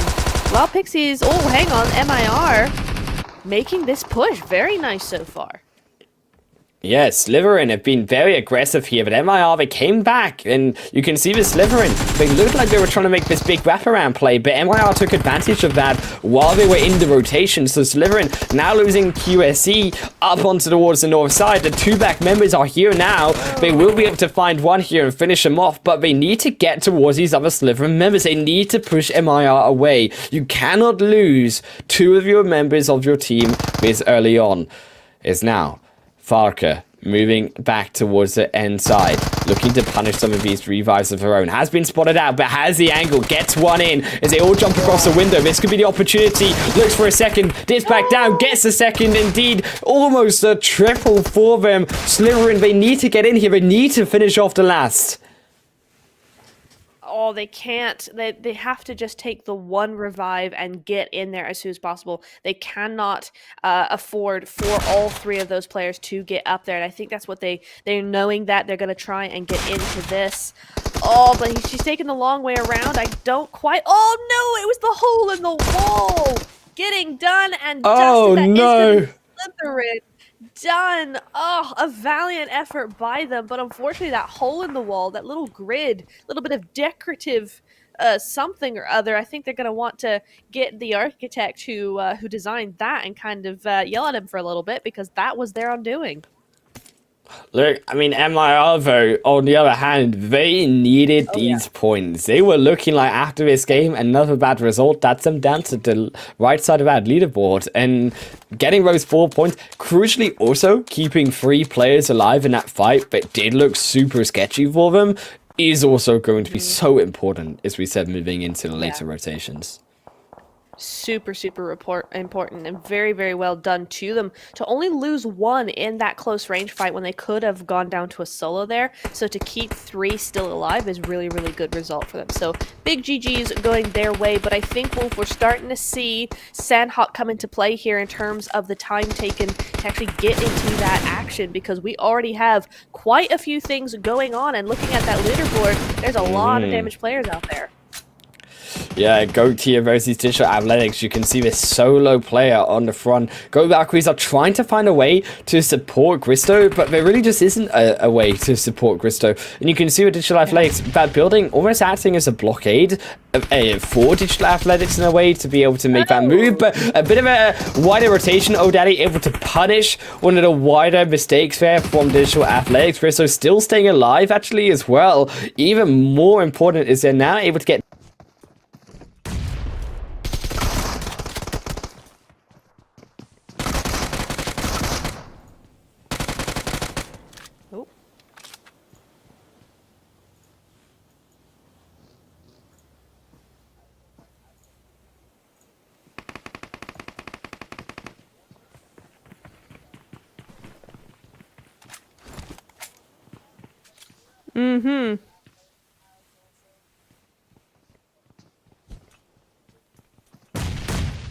Are you good? Hello. Are you back? Yeah. Okay, you're back. Apologies for apologies for that. We looked like we had a bit of a disconnection on our side for the casters, but we are back once again, and it is Gristo still alive. Somehow they are the one that is alive in Go Valkyrie's team. The TPS also struggling a little bit because they are not alive, as the rest of Brute Force, Ad Astra, Samina, It has come time to be the end of Sandhawk for TPS, as they will pick up the 4 eliminations. A clean sweep, not losing a single. Yeah, this is a great start for Brute Force here off the back of that 3rd place in the last game. They've got 4 points on the board already, and they're looking now towards KYS. Virtue here, Arctica on board here, but Digital Athletics will not be in the top 3 this time around. They go out in 14th place with a few points, though. Yeah, KYS, Delicia, and maybe just another fight. Straight off the back, ooh, and Nate almost hits both of them to death. Brute Force at Astra, though. They will lose one as KYS look to have run them over in the elimination feed. Is KYS Virtue, them moving around here, separating, trying to find a pick, but they are very split. So if one of the Virtue members falls, this could be very dangerous very quickly for them. However, Brute Force haven't been able to manage this so far. The rest of KMG also looking to be oppressed by the Denny's Band's Wildcats. A single player in this barn, or edge of barn, should I say, buildings. And unfortunately, they're very sandwiched here between question mark as well. Yeah, that's really unfortunate because it does look like question mark have literally just arrived. So Protasovska has left, or not really left. It kind of missed the opportunity there to get across that road. She's gonna have to now. As long as she can stay quiet, she should be okay. But I think they already know where she is. Yeah, oh no, that's such a mistake. I think KMG. Do not make that move. Do not make any sound. Just hide in that building. Allow question mark to be under the full sense of control of this series of buildings, and then execute one as they would come through. And Bennett, you can at least get one maybe elimination point, if not start to fight on your terms. ZenTX will be eliminated there by, I believe, Bonfire Female, as they do pick up the 2 eliminations for themselves. But yeah, KMG, a big blunder there. I'm surprised. Yeah, I think maybe her thinking in that way was the Wildcats were at her. So, question mark can't actually put much of an angle onto her because of the Wildcats looking over towards them. But still, yeah, I probably would have tried to keep quiet myself, but we'll see how that turns out for her. At the moment, the Wildcats are crowding around, so, you know, the problem is that they will also know that she's there now. So a difficult one to kind of determine, but what's not difficult is that 300 you see it first come, first serve, and I think you're going to want to get that because I know some of y'all tried to get that succeed, so maybe another 300 will be your lucky day to get it. So go ahead and get that UC while you still can. Yeah, they hopefully are going to get it. Indeed, is here question mark going to still be sat, not going to be moving forward to KMG because they know, of course, as you said, right, Denise Bank Wildcats are here on the other side of this compound. The zone has moved in very slightly down towards that southeasterly location, so they will have to make this move here. I think question mark they could decide to make this immediate rotation. I won't be surprised if they hold off until the blue zone does begin to move in, because they know with this solo player behind them, they don't want to get surprised. The East Bank Wildcats are also there, already moved in. So if they did do their homework as well and the information further forward, Galatasaray, they may even know are there. So it is going to be more sensible just to be able to play on the edge as long as possible.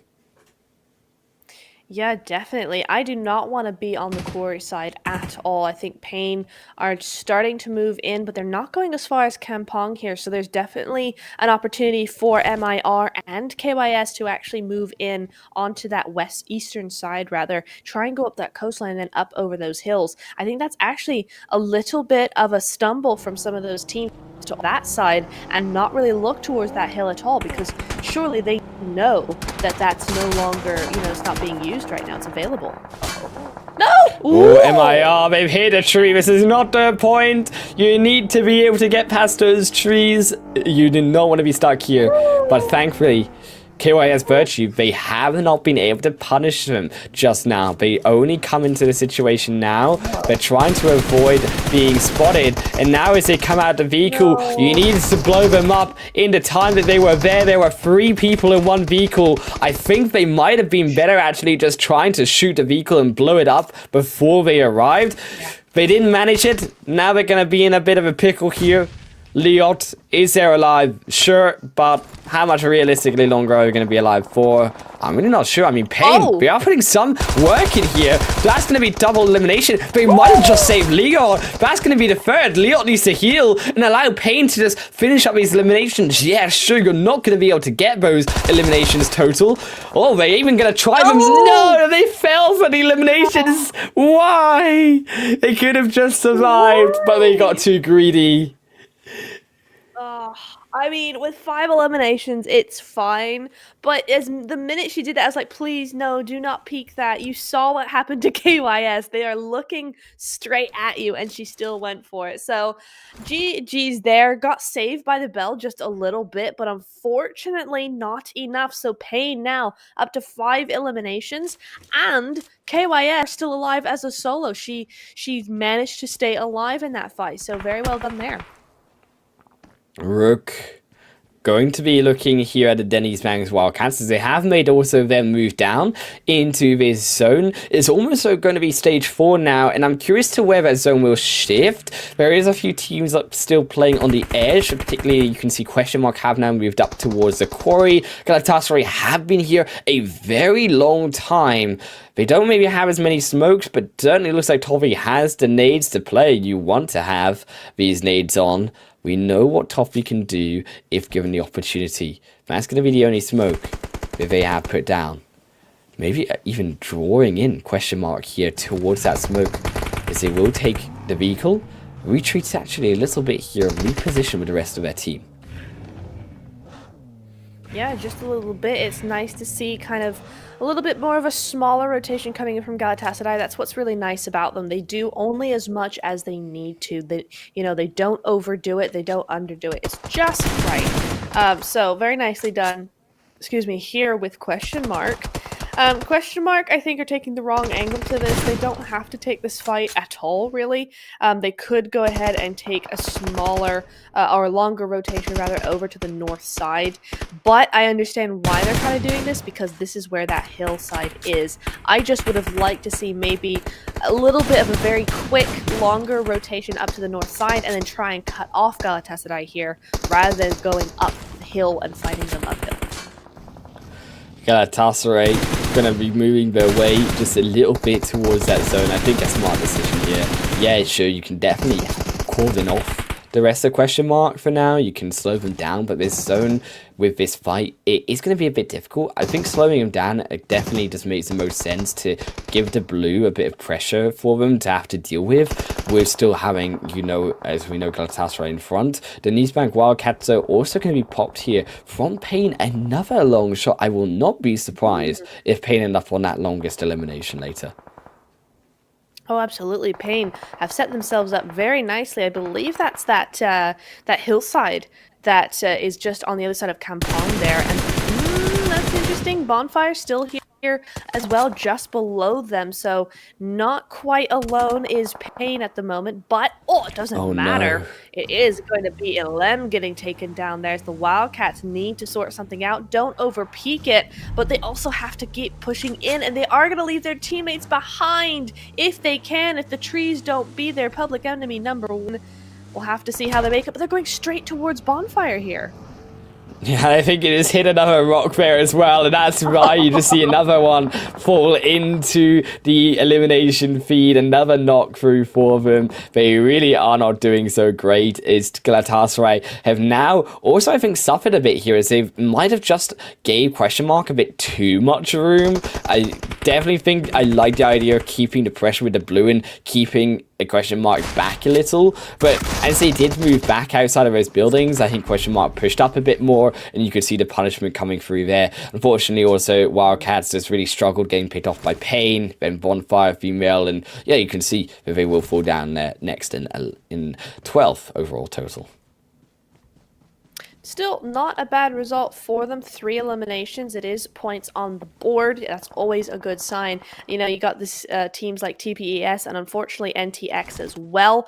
Wild Pixies here going into the next Miramar without any points at all from this game. So it's difficult. It sure is. But you know what? We are still teams that really need these points. Get a lot of them. Pain for just been put down onto the right-hand side. They needed points. They're back there as we speak at the minute. KMG, they're only a solo, but they do have 2 points on the board, and they're now within placement point range. Unfortunately, I just jinxed them, and that's Tofita going in and DBSing KMG to death there. So 3 eliminations for them, but it is not going to be quite enough. But we are going to be seeing Galatasaray moving down here. They've got only 2 if they can get this this knock off. No, they cannot. They're instead going to go straight on down, and we're seeing none of it. This is all happening elsewhere as we are on board with question mark. They only are a solo right now. It only is Asu, but she can get these knocks and really brute force in the open here. Oh, they're going to get both? They are. They're going to be able to grab a double elimination. That's crucial for Asu. They're going to be able to grab now themselves also a rock, a position inside of the zone to call a bit of safety, at least for the meantime. But outside of his zone, completely not safe, is still Bonfire Female. They have a long distance in here. Yes, there are weakened teams around them, but you cannot deny that the big contender here, Rook, still a full squad, are looking down on them. You've got the solos with the compounds who will be safe to still fire somewhat onto Bonfire Female. This really isn't a comfortable position coming downhill for them.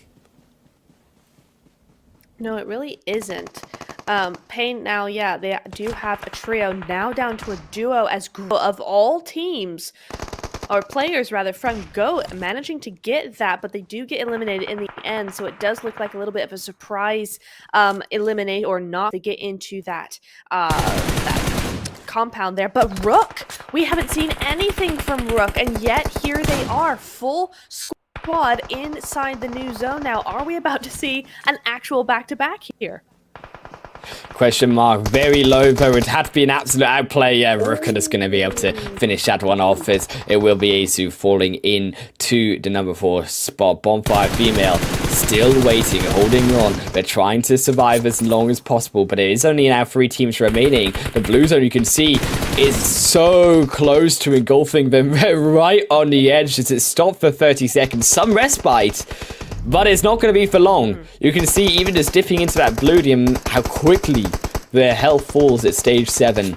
They need to make a move. They need to do something. Pain realistically is their angle to move in. However, without Rook and without Pain fighting, there really is no hope for Bonfire Female.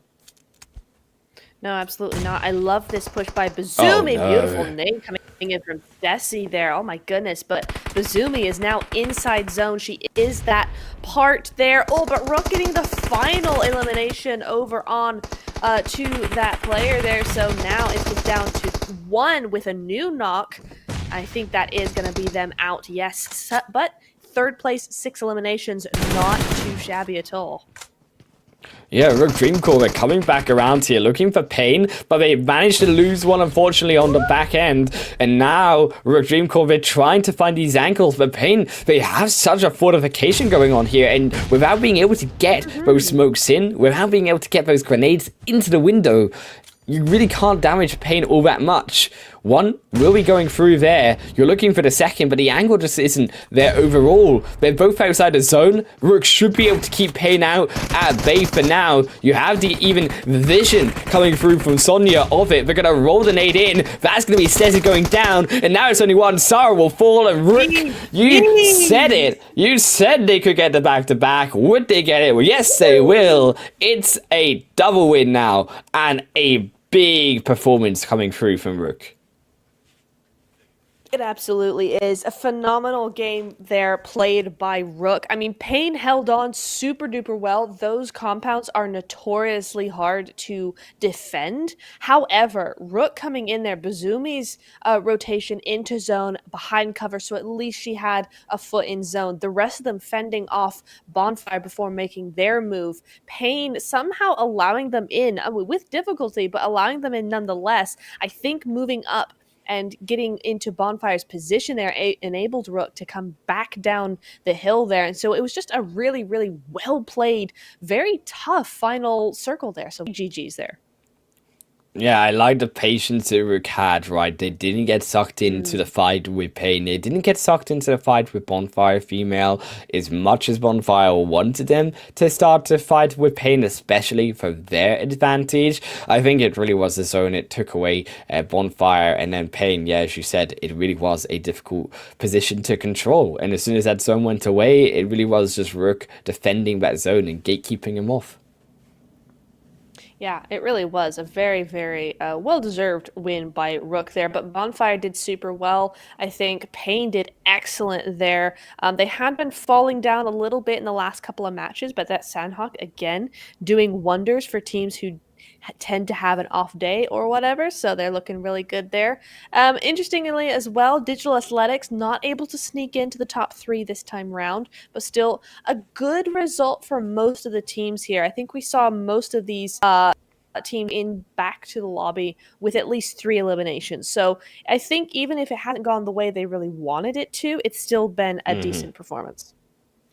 Yep, it has been a decent performance in there. As we'll see one more time. Rook Dream Core there at 19 points, so 16 before and 19 now. They've always been consistent overall, I think.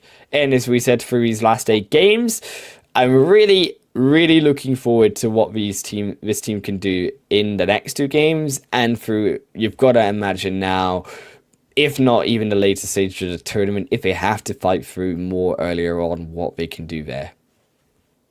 Yeah, absolutely. I'm super excited to see what these girls have to offer us as we get into the other phases. The way they're playing that now, though, I don't think we'll see them for a couple of weeks. This could definitely be a finalist team we're looking at straight off the bat. I mean, with 19 points, with Galatasaray not doing as well as they might have hoped, they're in second place at the moment. They could definitely make it to first here. Yeah, getting into that finals already with the potential for getting access to the $7,000 prize pool and 80,000 UC credits at the end, it only come into the finals. That's definitely something you want to be able to do, and also be able to prepare and study with looking at all the other teams without giving your own strategies away. That's also a crucial point that maybe goes amiss here, but is actually very important into keeping that sense of, well, if teams don't know how to play against us as much, we know how to play them against them, and we can capitalize that and have that advantage.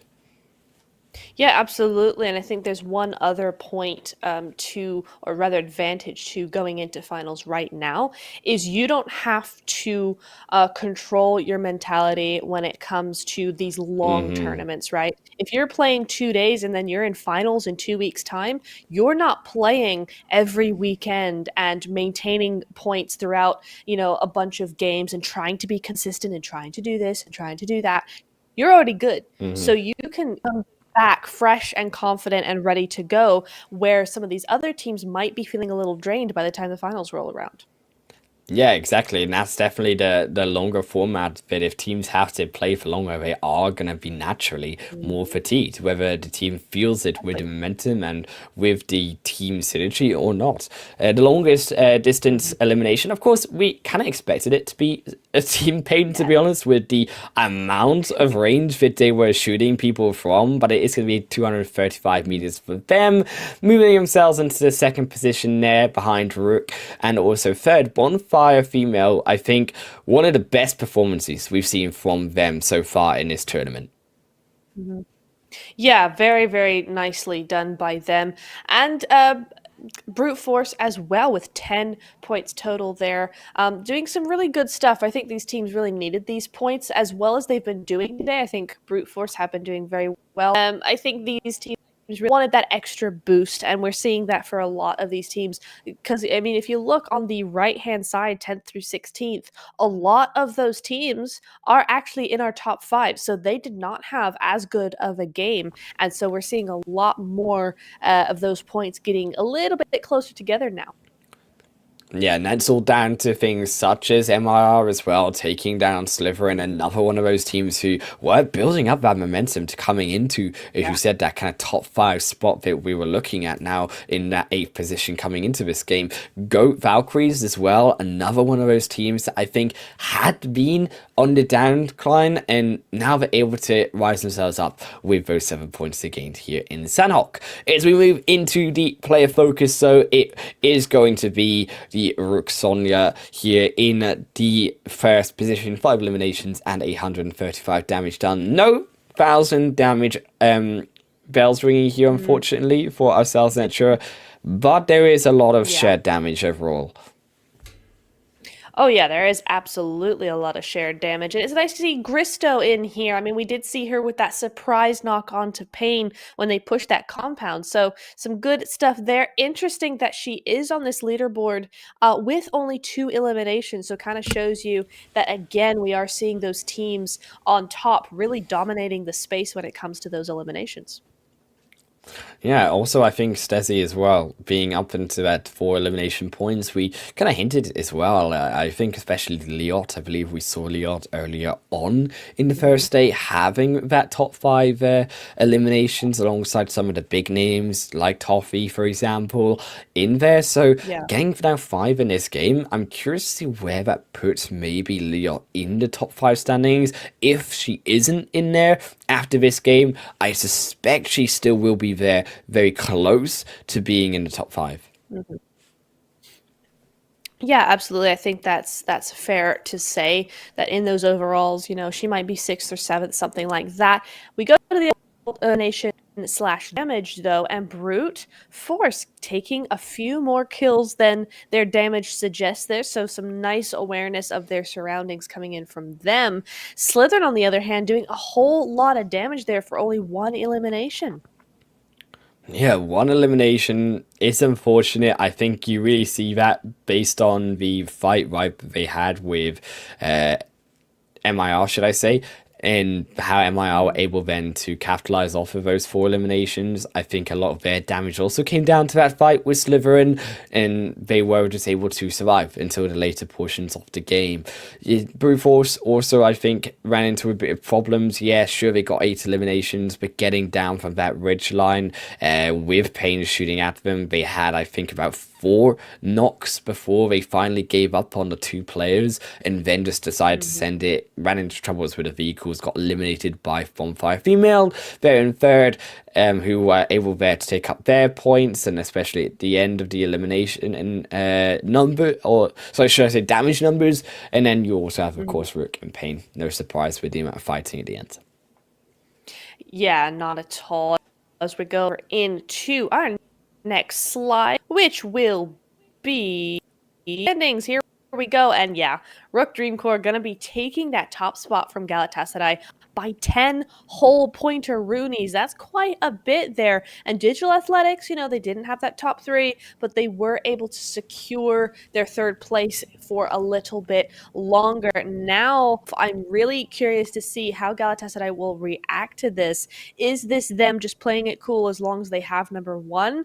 And now that they've lost number 1, are they going to be coming back in these last 2 games? Yeah, I'm really curious to see if they can do it. It was game 4 and game 5 that Galatasaray in day 1 were able to come back and get so many points through. Digital Athletics as well, Yeah. that was in game 5, but they also had such a big win. And I think to see them still in that third position with their win earlier today, keep in mind on our angle, we know what we can do when we get back to game number 5. Denise Bank Wildcats, I think, have been the one out of the top 4 that have been slipping a right? And I think that we want to see a bit more of them as Brute Force Ad Astra do come up very close now behind them. The top 5, there is going to be still our top teams, going to be only the top 3 teams now, as it will be the 2 Rook members sliding up towards the top there, but Toffee's still maintaining her lead with the 21 eliminations. I mean, that is a serious amount considering, especially Galatasaray were struggling a little bit so far today. He has not been when it comes to taking down. Yeah, no, it absolutely is the case there. So just goes to show you kind of the domination that Galatasaray have been able to put forward, that she's still on top. And Sema is still here in top five after a fairly, for them, a bad game, for them. Emphasis on for them there. But, it's interesting. I really am curious to see if we will be seeing them come back fighting in this Miramar. Not that they've been really kind of not playing correctly in the last couple of games, but now that they've lost that first place, I'm wondering if we'll see a new side to them. Like, we got to see a new site vote as we head through to Miramar for our 4th time here with Group A and our last time. So we'll see what these teams can do after a short break.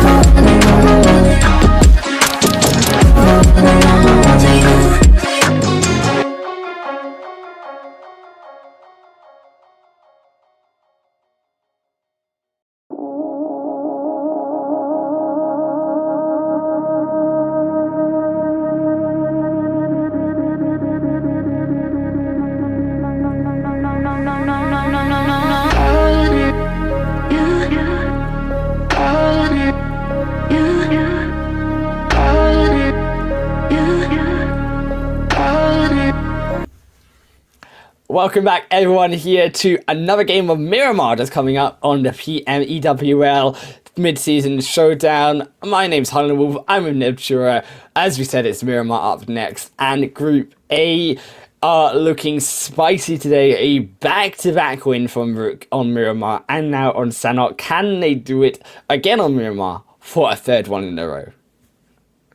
Honestly, I wouldn't put it past them the way that they've been looking tonight. But I think they're going to come back with a little bit more of some pushback, I think, because now, get to the last two games of this group, of this phase for this group. So we're going to start teams make that final push towards getting those positions that they really want, and with it so close, I think it's going to get really down to the wire, so we're in for some intense couple of games here.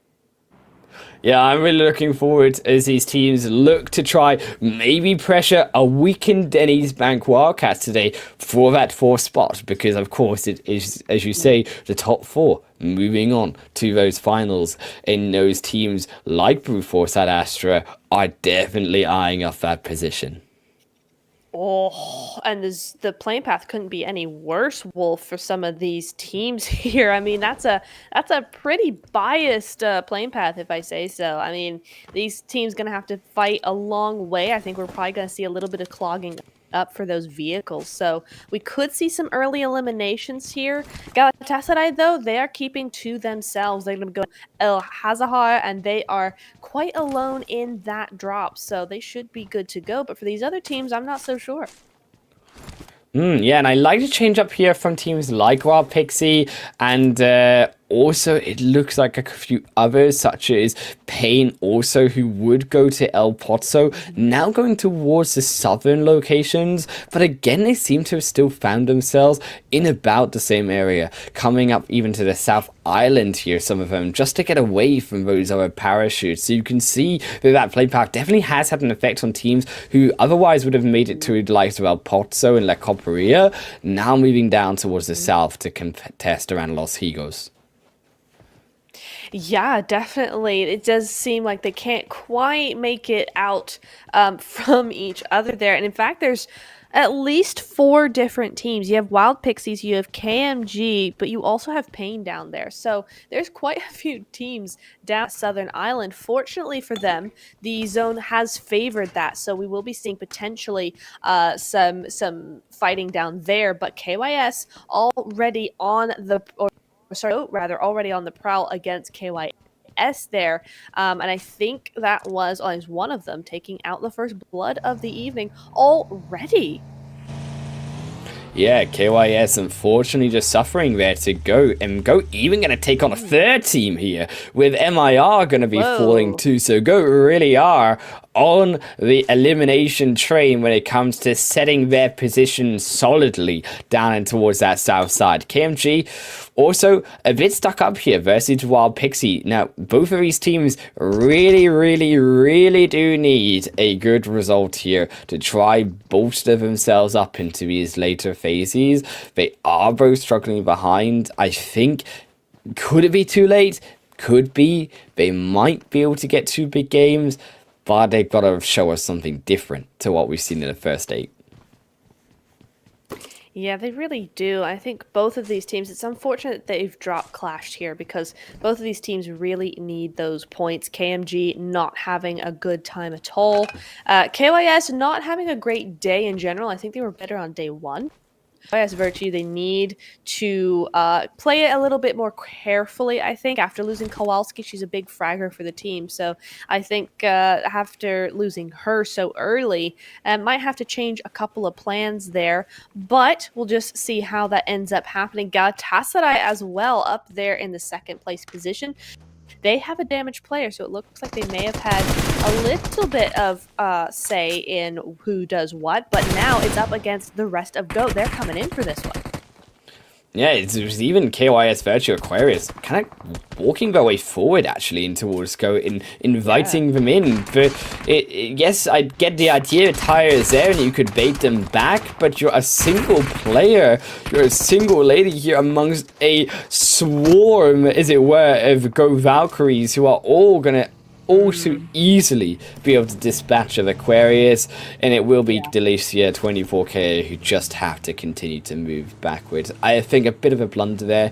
If you need to escape, try and make a run for it. Don't try. Do not poke the hornet's nest, as it were. Yeah, absolutely. I almost wonder if she didn't know they were there, because she is a solo. That would be such an odd move to say it that way. You know, it'd be a really odd move to just go for it. You know that they're over there. So I almost wonder if that information was not handed over to her correctly. And, yeah, but even there's then, a team right? here. Yeah, but even then, right, like, you've got a team, you've got a player who's just died in that location, so they should be able to still say to their teammate, right, that they are there, so it doesn't really add up why they would be going in that direction. Yeah. That's true. That's true. Well, whatever the reason, they are going to face the consequences of that, because now they're down to just a duo. On the other hand, are quite happy with that. It looks like they've taken out one of MIR as well, because they've got 3 eliminations. Yeah, it's also going to be you who at home can get 300 UC with this code on your screen. The first come, first served, first to get it in the game. You know, I've been saying all of these codes, right, and I'm kind of jealous because I want 300 UC. I would be there on the little screen with the code input ready every single game. As soon as I see it, pause the stream, put it in. Like, the only way I could do it faster is copy paste the letters in. Like, right. Yeah, exactly. Oh, great angle here. But yeah, absolutely. Yeah, what we want them 10 cent. Oh, wait, give us UC as well. That'd be awesome. But PMG on to this, I don't know. I see she was trying to do that whole nade thing to maybe keep her position kind of unknown there. But at the end of the day, I think that would have been more important to get that knock when you're looking at the way that this this compound is kind of positioned here. I kind of feel like she should have taken that shot. yeah, KMG a bit slow here, but they will be able to find at least one of Wild Pixies here as they come through the animation on the window. Unfortunate for Skiz, there's nowhere really for them to go. His guys will fall, and another, or the first, should I say, for KMG on the board. They are getting a bit low here, and you can see Fully trying to make that flank around, but is spotted very, very quickly by Nina. Very crucial here to not lose Nina on this roof, and they will go actually now with a couple of these members up towards the rest of Lop Lop, get that second elimination, and the rest of Fully. Yeah, it's a big shame for Wild Pixies. They've had an okay day today so far. They just really needed a good game, a really good game, and unfortunately they will be a solo, and that solo's AFK. So, I mean, good news is she is inside of zone, so they get to stare at her looking up at the sky for the next She's not gonna walk into the team, don't worry. Like, she's gonna be okay for now.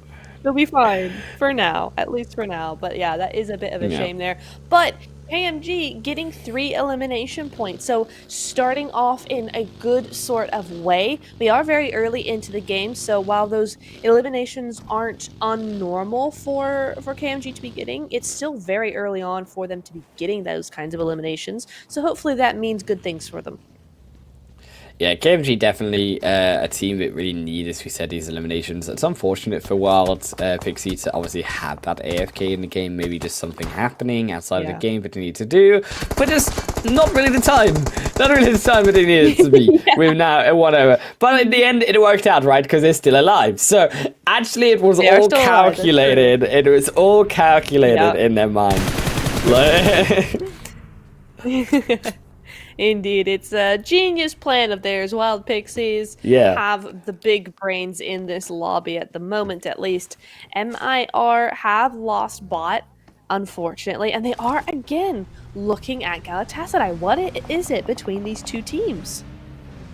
Yeah, it's just where they seem to be dropping, and unfortunately, MIR, I think, have suffered a little bit, we could say, in terms of the overall standings because they have been so close to these two teams. I mean, even Slytherin is another really aggressive team, and we've really been able to see how aggressive it can be today, especially. But they were always going to be that aggressive team, even on day one. They had 0 placement points. All their points came from eliminations, so we kind of did expect this coming in. Yeah, we kind of did. We kind of did indeed. It is going to be interesting, though, to see where KMG come into this, though, because if you look, Pain is completely blocking that exit off of the island. So unless they're going to go all the way through Val Del Mar, which they'd have to do very quickly, I don't see them really getting off this island. Yeah, this is a really awkward rotation. I think they could still do it. I mean, right, there's still 50 seconds. It's only stage 1. It's not going to do that much damage. You can stay in it for a fair while. If they're going to rotate, I think it would make a lot of sense, actually, to go to Valdemar rather than try to contest the teams, which you know as well from the start of the game will be likely there from all the parachutes that you were seeing early on, and especially in the elimination feed, knowing that there were fights around that area likely. So it would make the most sense to make a wider rotation for them. Whether they do that or not, I'm not entirely sure, but that would be the optimal strategy. Yeah, I think I agree with that. That would be probably the best thing they can do at this point in time. Looking, though, at Digital Athletics, they're over in Los Leones, so I think they'll probably be here for a good long while. The new zone has popped up, and they are in it, so I think we can expect either the zone to have centered up here or gone a little bit to that southeast side, so away from KMG either way. So they are going to have to make that rotation either which way. Rook, though, I mean, they are out here. They've got that momentum from those double chicken dinners under their belt so far tonight. I don't want to jinx anything, but I'm just saying they're looking like they could be rather ready for another. Yeah, I think they're definitely looking ready. I mean, they've also got a beep bus, so they're immediately becoming my favorites. And like, I think just the best vehicle in PUBG Mobile. Yeah, the Jeep came close. It almost stole my first love of the beep bus, but it is. I will always go back to it. This is why when I play, like, we always have to go into Miramar because the beep bus just calls. It echoes out into the distance of the desert for me. That is interesting because it is dreadful to drive on this terrain. So it's interesting that that's your favorite vehicle. It just looks cool. Yeah, that's an interesting one. It does look cool. I'll give you that. It is a good. Yeah. It's good visually. Yeah, it is good. Yeah. KMG are making that rotation. Yeah, KMG, they are going to make that rotation. Yeah, I don't like it. I'm a bit of a fan. They're trying to cook something here, and I don't think it's not really that edible, what they're cooking up, trying to cross that bridge outside of the zone. I do worry for them, especially with the way it's moved away. Even if they do get past Pain, they're going to have to go into the zone quite quickly. If that Pain fight lasts quite a long time, I suspect it will. And yeah, you can see now in the elimination feed right there. There they go. Yeah, but that will be the end of KMG. Oh, no. That's such a shame. It's confusing me, especially because if I remember correctly, Los Higos, there aren't that many vehicles over on that side. So you're kind of looking at potentially what we've got here are 2 cars with half the squad in each, and I think that's one car been blown up and taken out completely, and the other half has squeaked by. So that is a big. Oh no, they've not even made the bridge. Yeah. Oh. And you know what? The most hurtful thing is they're now gonna make this rotation to Valdemar, but they're gonna do it with 2 less players. They're gonna do it with less time on their plates. And they're not going to have as much information as what they would have in the zone had they come in quicker, because now it's going to be compact with more teams. You're realistically only going to get there by stage 3. You can see the blue zone's already now closing in. So it just is all worse. If you're going to make a defensive decision, make it quicker. And I think that just comes down to the lack of awareness, quite frankly, of the amount of parachutes that you saw in the early game, because there was no way that you should have been making that rotation. Yeah, I think even if you did think that they had already moved up into zone and that they were already away from that bridge, I think that's a super risky play to make, especially for a team that hasn't had the easiest of phases so far. And I think with those 3 eliminations right off the back of a good fight there, I think they really should have held on to that and just continued to build that momentum slowly rather than going for another team right away. But, it is what it is. They still are alive. They're still out here. They're going to make a nice long rotation, so there shouldn't be any issues with like rotational knocks or anything like that for a while at least. So hopefully they can kill some time out in the zone and maybe get a few of those placement points. Yeah, Denise Bank Wildcats as well, making their rotation up towards Rook. Revitalized Rook indeed, but Denise Banks still holding on to their 4th position so far, albeit at a little bit of danger with Brute Force Ad Astra behind them.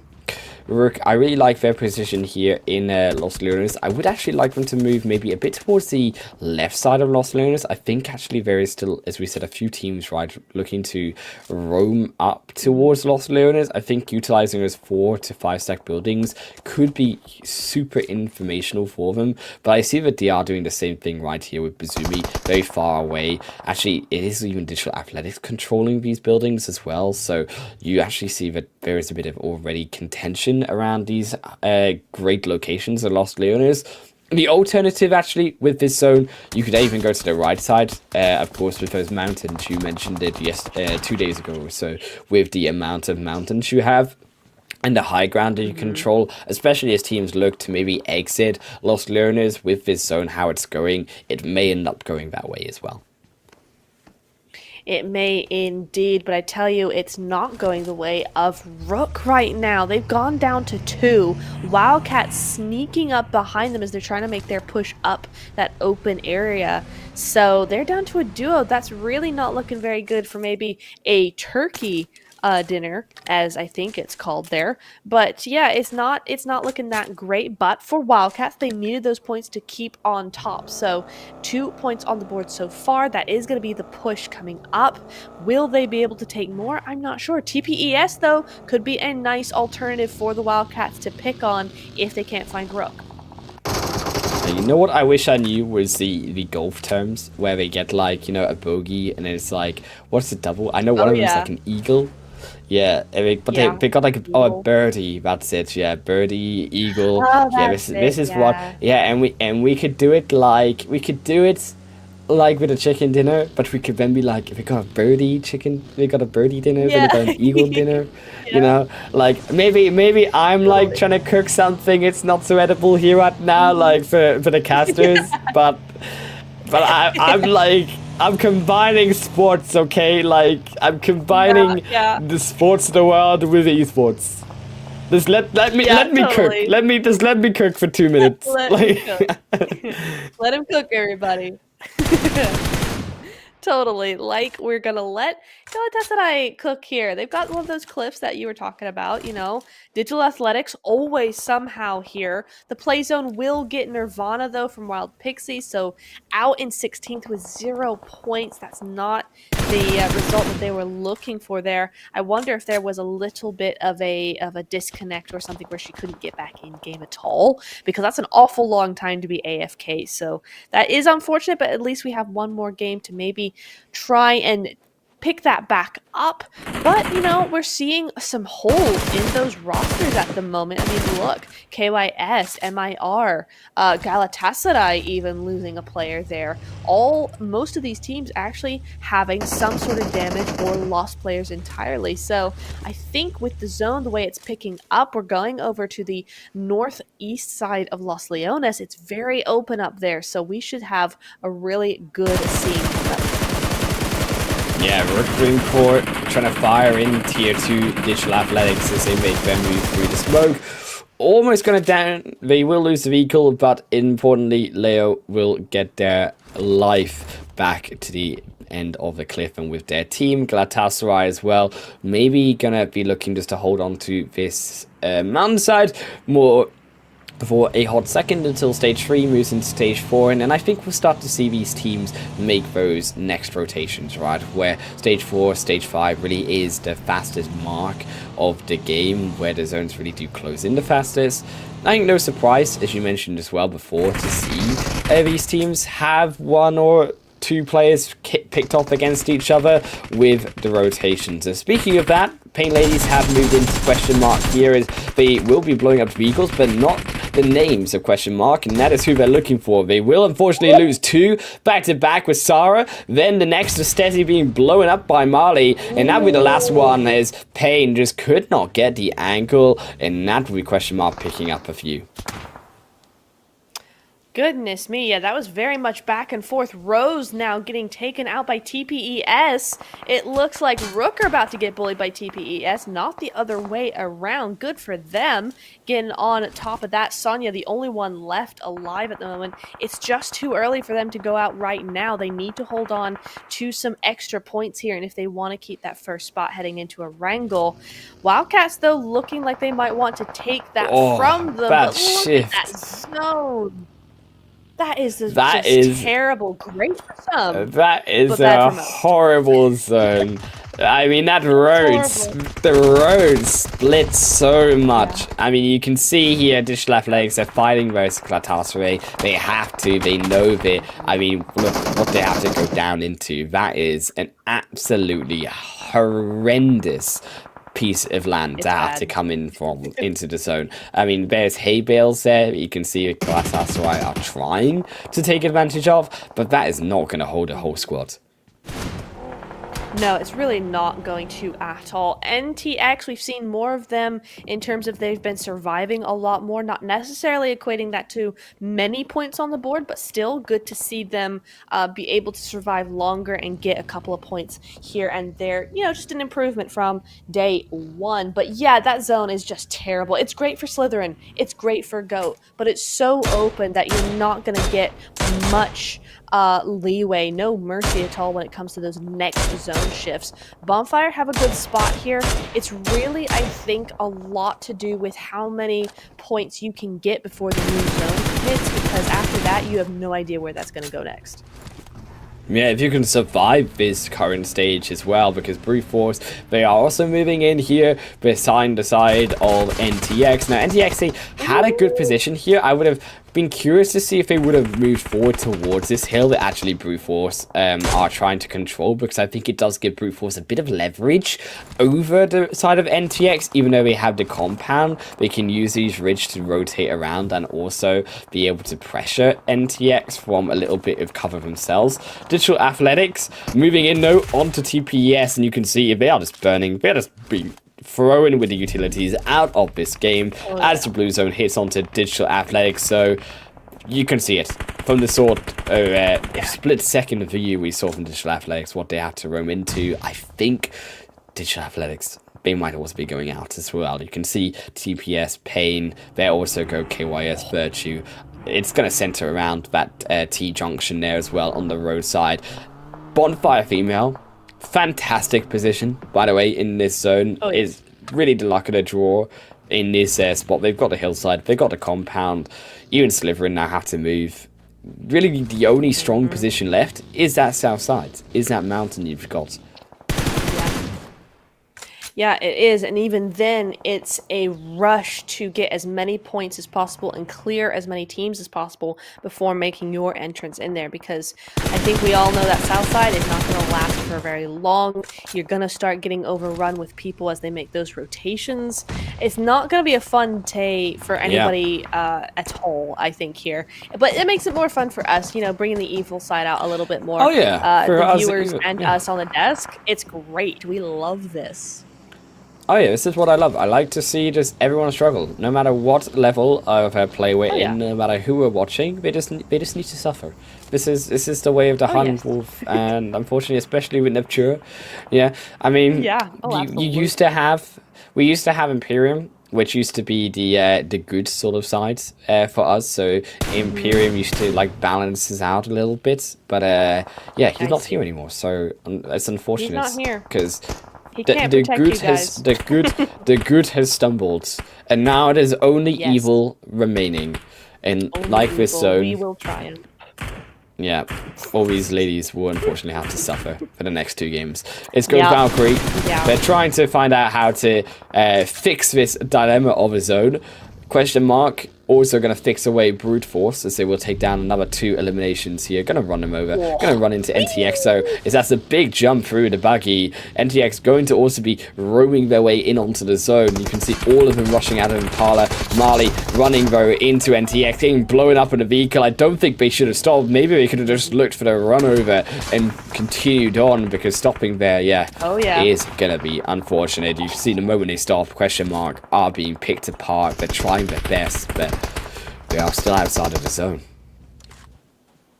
They are indeed. It's just such a rough spot here. NTX, though, going out there, so it is going to be a little bit of some leeway for question mark. They might even be able to get that res, but Yagi is out there, as is KMG still. So it's a big dilemma for them, especially when the zone. Wolf, look at the zone. Completely opposite to these poor people.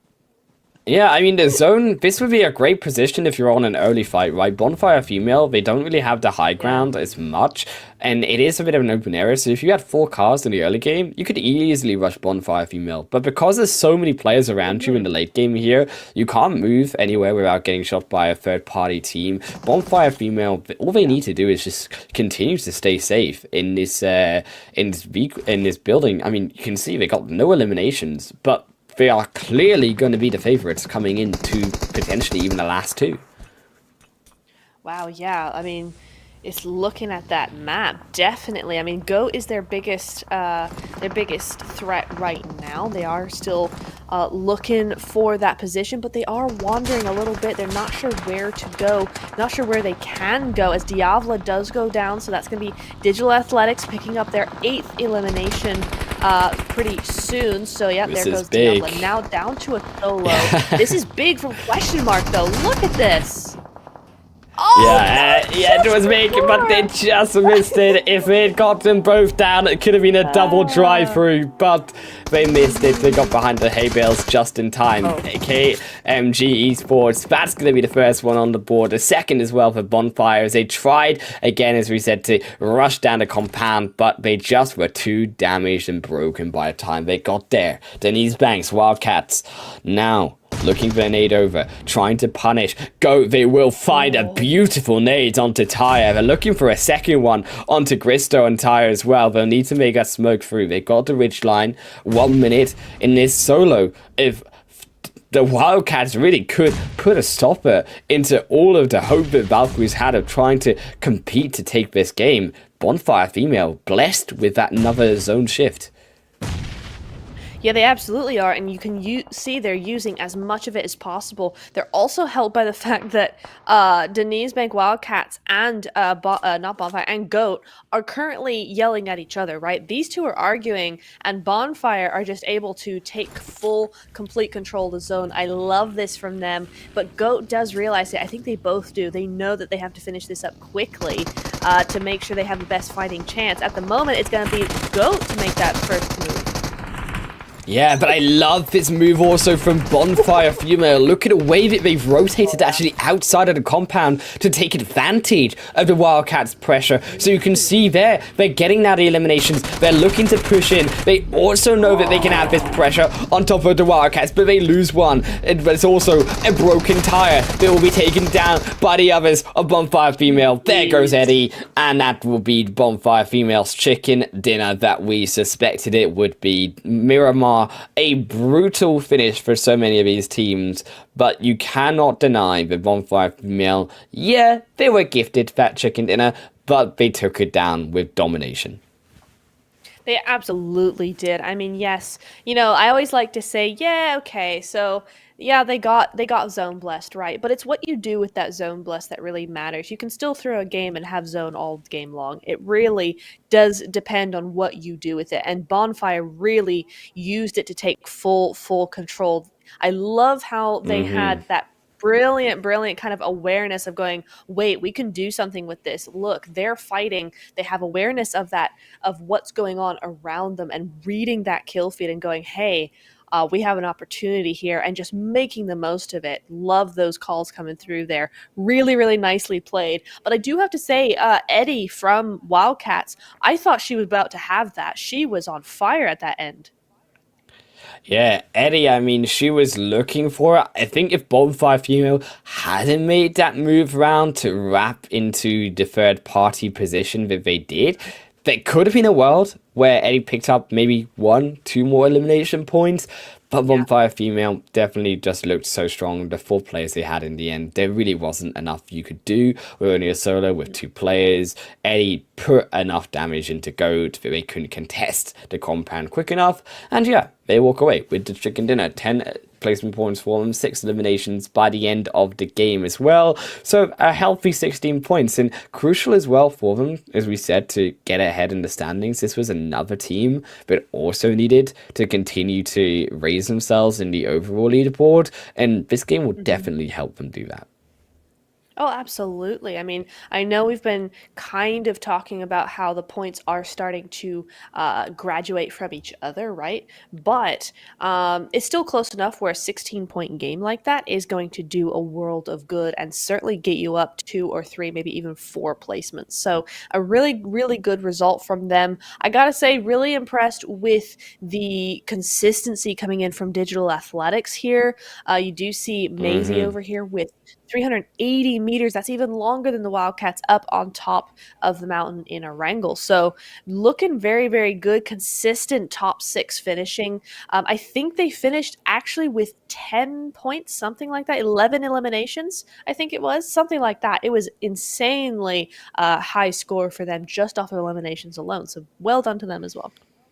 Yeah, I mean, I'll have to check later, but yeah, if Digital Athletics, for sure, at least they get that one, and by golly, did they get it from a distance with the Yeah. 380 meter 8 times scope. I mean, also, it looks a little bit less, I think, on the rescues, actually, something that I've noticed overall. I know it's small, but in Group B, we did see about 20, 25 or so to 30, sometimes even rescues. This group, about only the 10 to 15 mark, right? So there is a Yeah. lot more focus on just continuing to go forward rather than looking back to rescue the teammates and make those extended fights happen, which is something interesting to note.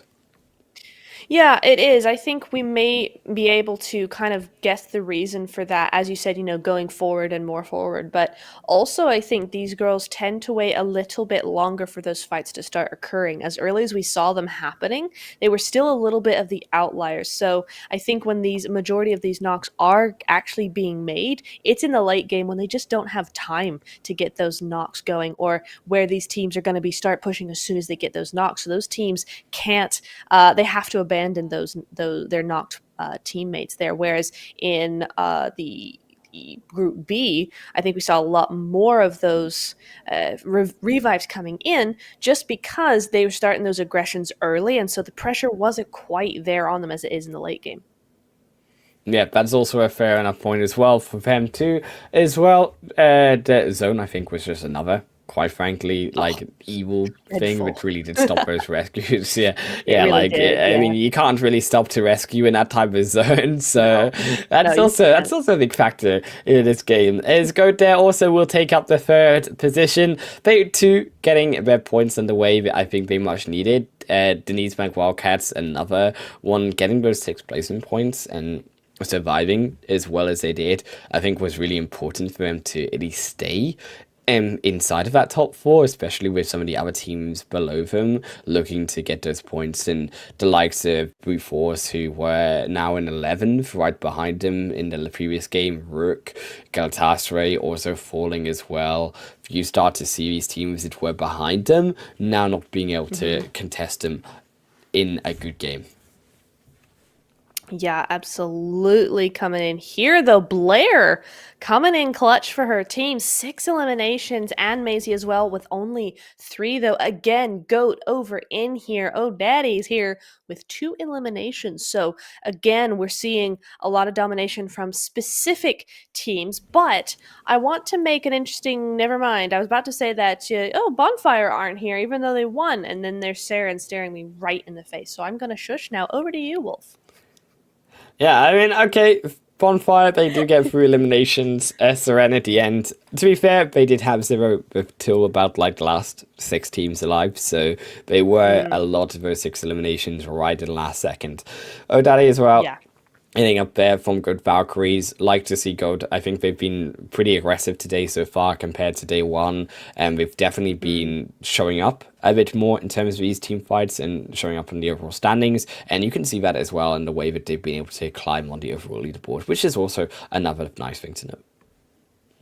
Yeah, it is indeed question mark as well coming up here. I think possibly for the first time. I don't quite remember, but going over to the elimination damage ratio. Yeah, Digital Athletics coming in with 11 eliminations, and they didn't even get top 3. So that's a really, really strong performance from them. Question mark as well, 9 eliminations coming in there, so a little bit more than their damage suggests, but we love to see it. Goat and Wildcats as well doing a lot of work there. But of course, Bonfire coming in with the 1,500 damage, so not as much as maybe one or two of these teams, but definitely enough to get them that win. Yeah, definitely enough, and that will definitely help them, as we said, get themselves on the leaderboard. KMG as well, getting a little bit closer to the end of the left side of the standings, and also getting those 4 elimination points. We said how that would help them as too, in terms of climbing that leaderboard, just a little bit at least. And I think the big shocker, as we said, in terms of a lot of favourites, again, being not really there in terms of the top of the standings, but we see at the top of the leaderboard overall. So this will actually also really help Digital Athletics, who were really that only team alongside the Wildcats that we see at the top. Yep, absolutely. And I think we're going to be going over to our player overalls, player overall stuff very shortly. But, going into this last Erangel, I think we have a little minute for some of our thoughts there. Going into the last Erangel, I think with this game in particular, off the back of this game, we're going to be seeing a lot of teams play in a big way, I think, because that was a bad zone, sure, but a lot of teams profited off of it. A lot of teams that needed points. Yeah. So I think next to Wrangle is going to be very interesting to watch. Yeah, I'm really looking forward to how Bad Wrangle would show up, especially with their so close Digital Athletics and Rook kind of vying really in this last game for who will take that top spot. Very close in terms of the placements, but you can see the eliminations very heavily favoring them. Galatasaray even more so. Look at that difference. Even, yeah, they're in third, but 56 eliminations, the highest of our group, but they've actually only got 23 placement points. That's about the placement points that you would expect to see around the 8th mark or the 7th mark, yeah. Yeah, that's very interesting to note. Yeah, for sure. I think we are seeing, though, perhaps a little bit of a gap between fifth and fourth here. Top 4, of course, being those teams that will qualify directly to the finals. So I'm not so sure that we're going to be seeing such a close race for that 4th place spot, although Brute Force absolutely, even Pain Ladies and MIR could come out with a showstopper game and just come in and take that 4th place away. But I think we're really looking here at this final game. We're really looking at who's going to be where for phase 3 and phase 2. 5th through 8th is going to be phase 3, and the bottom 8 teams are going to be in phase 2. So definitely question mark and TPES going to be going at it. Bonfire female as well with that win. Now in some big contention for that spot. Yeah, there's only 8 points between 12th, should I say, and 7th. I mean, 9 points between 12th and 6th position. So there's really a lot that can change in just this last game. And Erangel, all of these teams in the middle have to put up a good performance. Then these Bank Wildcats also have to be careful because, yeah, as we said, one big game from Brute Force or Pain. Then these Wildcats have a bad game. that could be them also out of top 4. So stuff could change in the overall standings still. As we move on to the top 5 eliminations, the first time as well, the Toffee, I think, has been knocked since a while, as Blair from Digital Athletics will take now with 22 eliminations at top spot. The 2 from Rook still edging behind there, even Bazumi just 1 elimination behind Toffee, and now Alim there on still that 5th position with 15. Yeah, I mean, kudos to Elam there. You know, the Wildcats have not had as stellar of a performance as on day 1, and yet she's still in the top 5. She still holds on and manages to get that top 5 position. So big old kudos over to her. But yeah, some really nice, interesting things going on. And I think Blair being number 1 just really shows you how consistent this team has been over these last few games. But we are about to head over into a Wrangle, Wolf. Yeah, one more game, and as we said, a lot could change in those standings. Phase 2 to Phase 3 is a big difference. That's another 2 days that you would have to potentially look to fight here, and also have to then fight in Phase 3 anyways too. We'll have to see if they can move themselves up for the best position in our final game of Wrangle after one more break.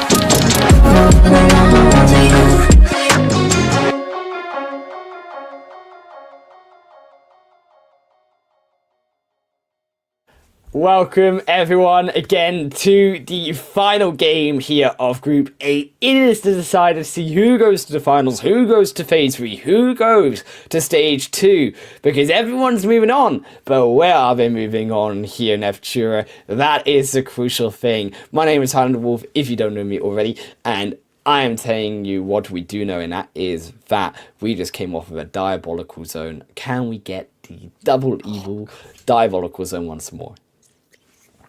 Yes, please. I need that in my life. Yes, please, Neptura. I'm ready for it as well. Let's send them to the finals hating us. That's what we want. That is our goal. They will not want us back because we will jinx every single zone they have in the finals. And we're going to enjoy doing it. I'm sorry, girls. This is just what you have to deal with from now on. But a great little playing path, very much mimicking what we saw on Miramar this time round, or last time round, rather. So we'll see if that has any sort of the same consequences. We do see Pain down there, but KMG not with them at the moment. They're going to be going up to Stalber or Saverni, it looks like. So no altercation on that front, but nice little straight line across that left side. Yeah, that left side is, again, I think, very, very similar playing path to what we saw actually earlier today. It is going to restrict again, like we said in the first game. Some of these teams rotating around to Georgia Paul, around to Gatka. I know a lot of these teams there, alongside shooting range, is another one of those locations that we've seen a couple drop to. It is so the zone going to shift their way over to that location. So it does now make a bit more sense for these teams to get themselves over to those locations. There's a couple mistakes that I'm definitely looking at for here as Rook. Yeah, they're getting a bit of fire upon them, but I don't think it should be too much as they move past Rollsock here. And that is especially looking at the Wildcats, looking at how athletics rotate here around this zone. And especially some of these other teams around the more eastern side, right? So we're taking a look at those teams who could contest Phase 3 or Phase 2, like Question Mark, like Slytherin, like the side of Bonfire, Female, Goats, all here on this eastern end that need to rotate in. Yeah, it's going to get very busy quite quickly, I would have thought. These teams generally don't mess around when it comes to getting those first phase, second phase rotations in. So I kind of think we're going to be seeing a lot of busyness coming in here. I think, who's that down there by Farmway? I can't quite see. Is that... oh, that's Brute Force, isn't it? Yeah. Brute Force, they're going to have a lot to deal with. You did mention the Wildcats. They have made that rotation towards Georgia Pole. I like this because, of course, this is going to give them a nice, easy game. Yeah, but straight into Mir, you're right. So apart from that, it should give them a nice, easy game if they can get rid of Mir or vice versa. I think going to that western side as soon as possible, maybe not even looting up, at all for some of these eastern side teams. Just getting to the west early could actually go in their favor here. I do disagree with that a little bit. I think that Stage 1, right, we mentioned it in the last game, there definitely is a lot of time that you have. We still got 2.5 minutes here to loot up. I definitely think looting up their initial city would be great. I think they can still actually suffer a little bit to the blue and continue to loot up. I think that you don't want to make the same mistake as we mentioned, like the East Bank Wildcats have made in the past, and some of the other teams as well, rotating out of a angle, where they don't pick up enough loot, right, and they do suffer. I think if you're going to be one of these teams that needs to make these longer rotations in, they need to have this information. They could get caught also by a couple teams on their way as well. You're gonna want to have that utility available to you, and of course naturally the ammo. This has been a problem in some of those final fights we get to where they don't have the ammo for the right gun and they've had to swap and then they can't finish some of the eliminations. So it has had an effect on how the looting phase works moving in onto the later stages.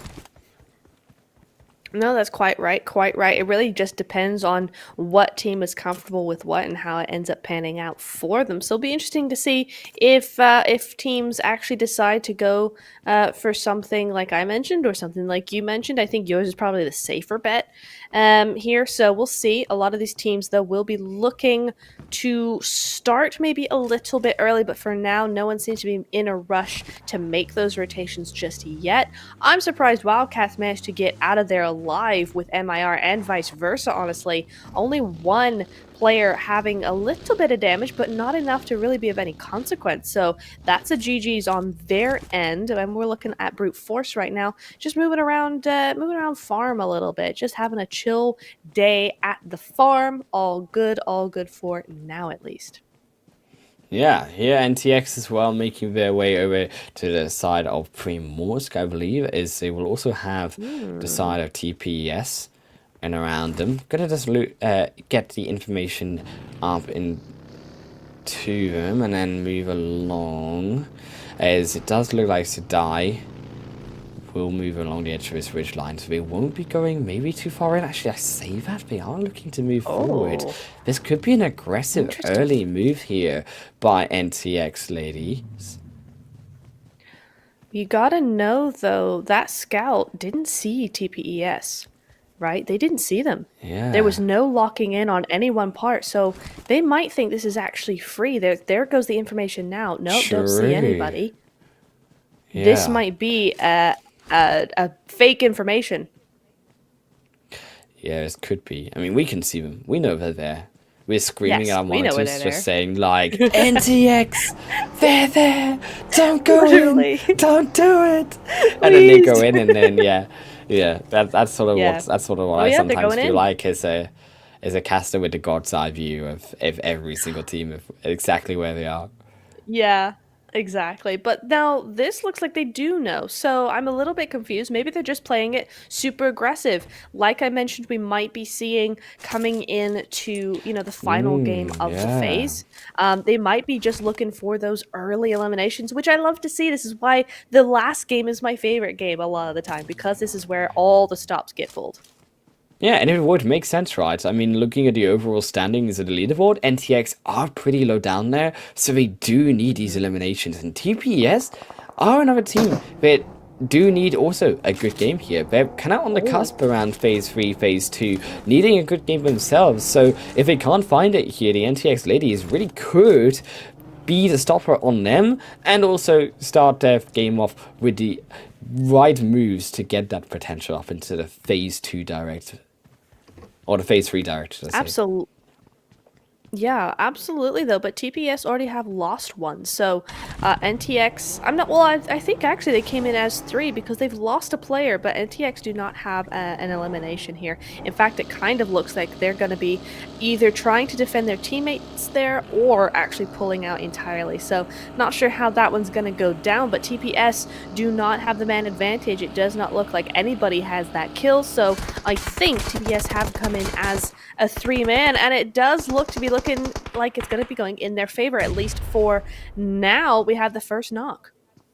Second knock. Yeah, NTX ladies, they're a bit too close together, I think. I really like the split that TPS have in this sort of location where they're starting to surround them. The only downside is this, right? Where you start to get knocked, you lose one side, and then you can't really revive them. So NTX, they are playing very close together. It doesn't give them as much information or as much city control as TPS have, but TPS, at the same time, have kind of let them go forward. They're kind of moving back as well, whereas Lisa is moving in. So I sense a bit of a disjunction here between the two. I get that they're trying to distract Crystal from looking and towards that direction and moving forward, but they've got a vehicle. They're already out in safety. Lisa's now giving their position away quite early on, while the revive is still kind of needing to happen. So it's a bit of a confusing look for them. Yeah, I can see why they may be wanting to get into this kind of split maneuver. I really hope also it's not what it could be, is that they're just letting one go immediately into zone and away from the fight so they at least have one still alive. I hate when teams do that, because I think it loses a sense of confidence with the other players, and it just isn't really what you want to see. But not the case. They are going to be trying to get... Oh! Lisa gets it! I was not expecting that. I thought her teammate was coming to pick her up.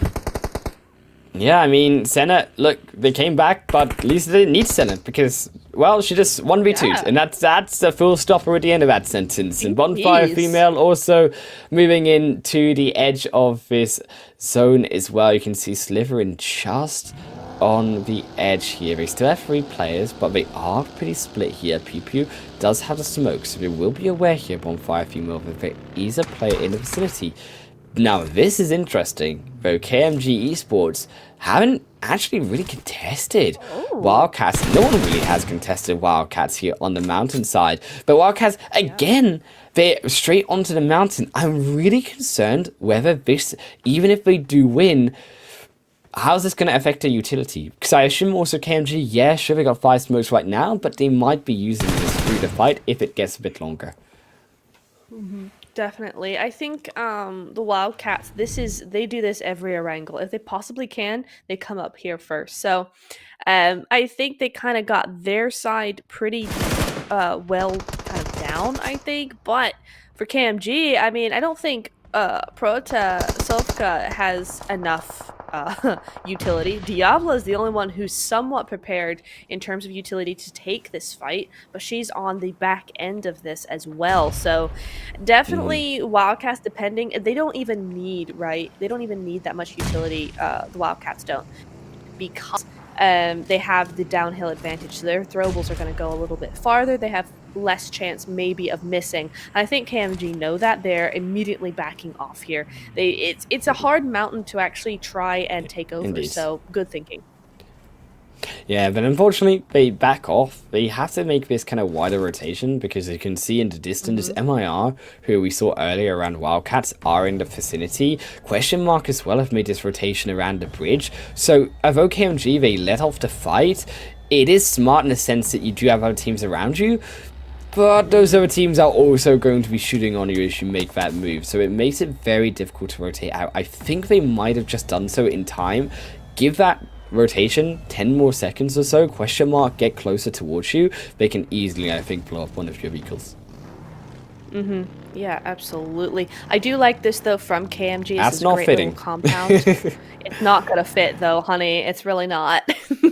So they're gonna try and get that stuffed into that little compound, but we'll see how that one goes. But for now, Slytherin not having a good day and getting Pan Susu with the ultimate disrespect.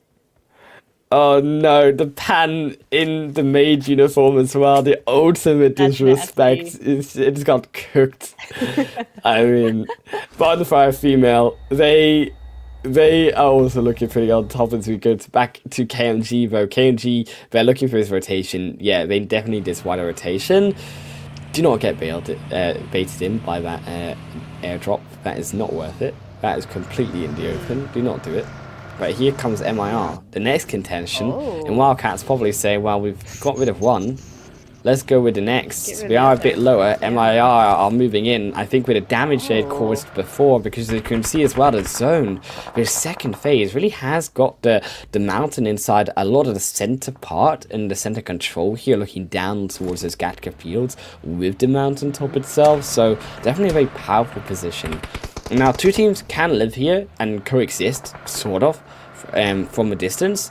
However, with more teams running around towards this location as a key marker in this second phase, I do worry that if both teams get stuck in kind of this fight between each other, if we can call it that, they will suffer with the teams rotating so close behind them. They could in... Indeed, I'm looking at Goat, to be honest. Right? Goat is all the way down by the bridges. Kowalski, no! No Kowalski, but Arctica doing some great work there. Some nice long sniping with the Scar. I was gonna say the 3 times with the M4 the best, but she's got the Scar. Okay, can't fault that too much. But Brute Force in one of my very favorite spots of a Rankle, on these areas, these little hills in this big old field over here. So I like this from them. It's not going to be really a position that they can keep for very long. I think the zone is starting to go towards the west side here, so we'll have to see how that ends up holding up. But certainly looking like a good follow-up from KYS. Yeah, Rook as well here, moving around towards the center of his zone as well. And Gatka, they are just a bit lower down.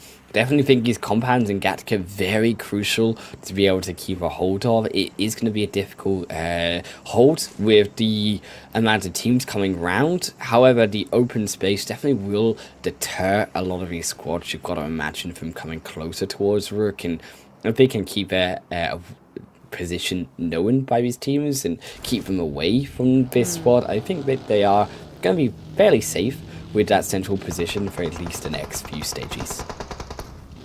Yes, indeed. Interesting, though, how much, in some ways, quieter this game has kind of gone. If you're looking at that leaderboard, we're not seeing that many teams that have fallen very far. You've got a lot of damage going on, but loads of full squads still. So they're really trying to make this as epic of a final end game for us as possible for this phase.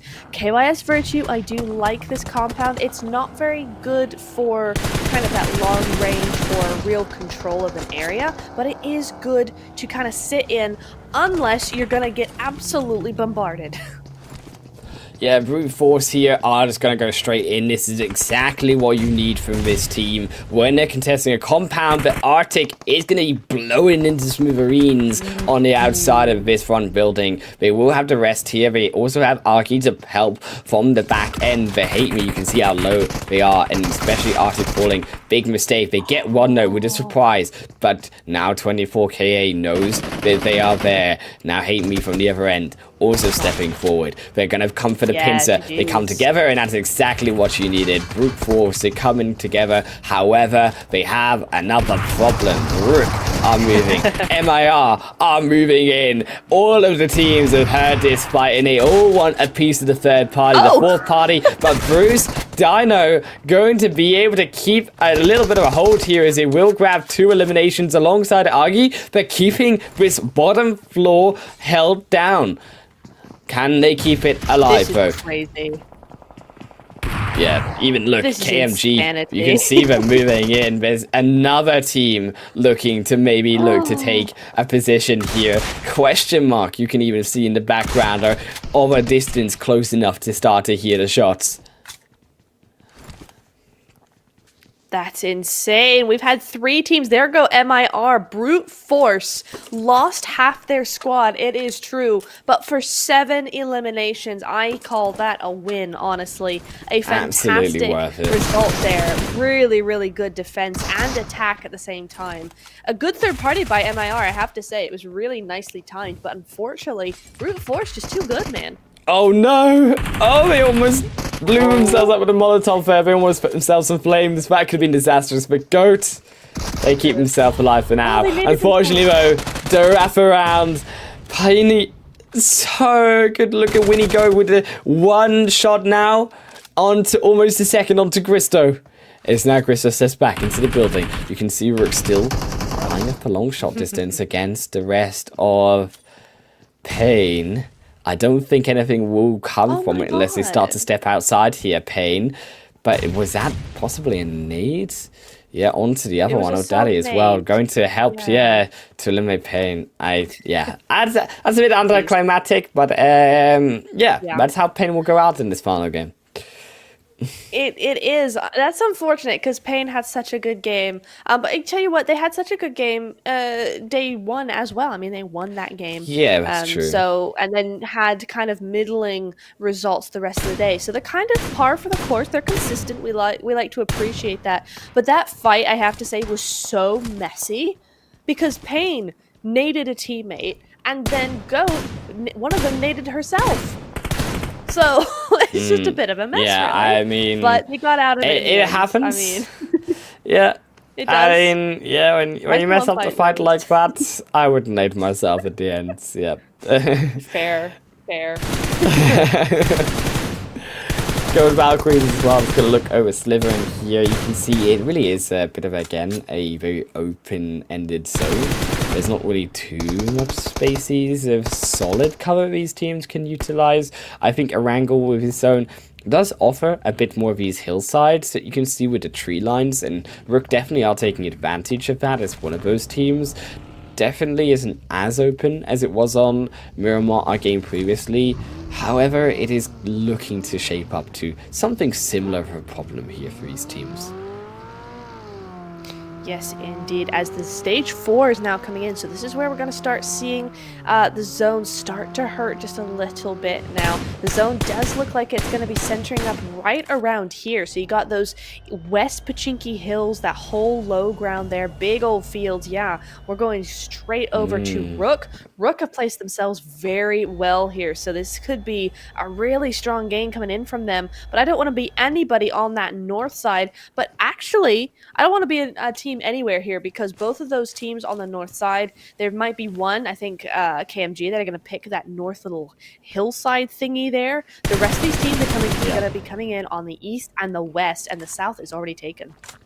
Look, I'm actually looking at Bonfire Female. I think this is an excellent rotation by them. You can see them wrapping actually all the way behind Pachinki onto this mountainside, which won't be realistically the view of Rook, especially with KMG moving in here so aggressively.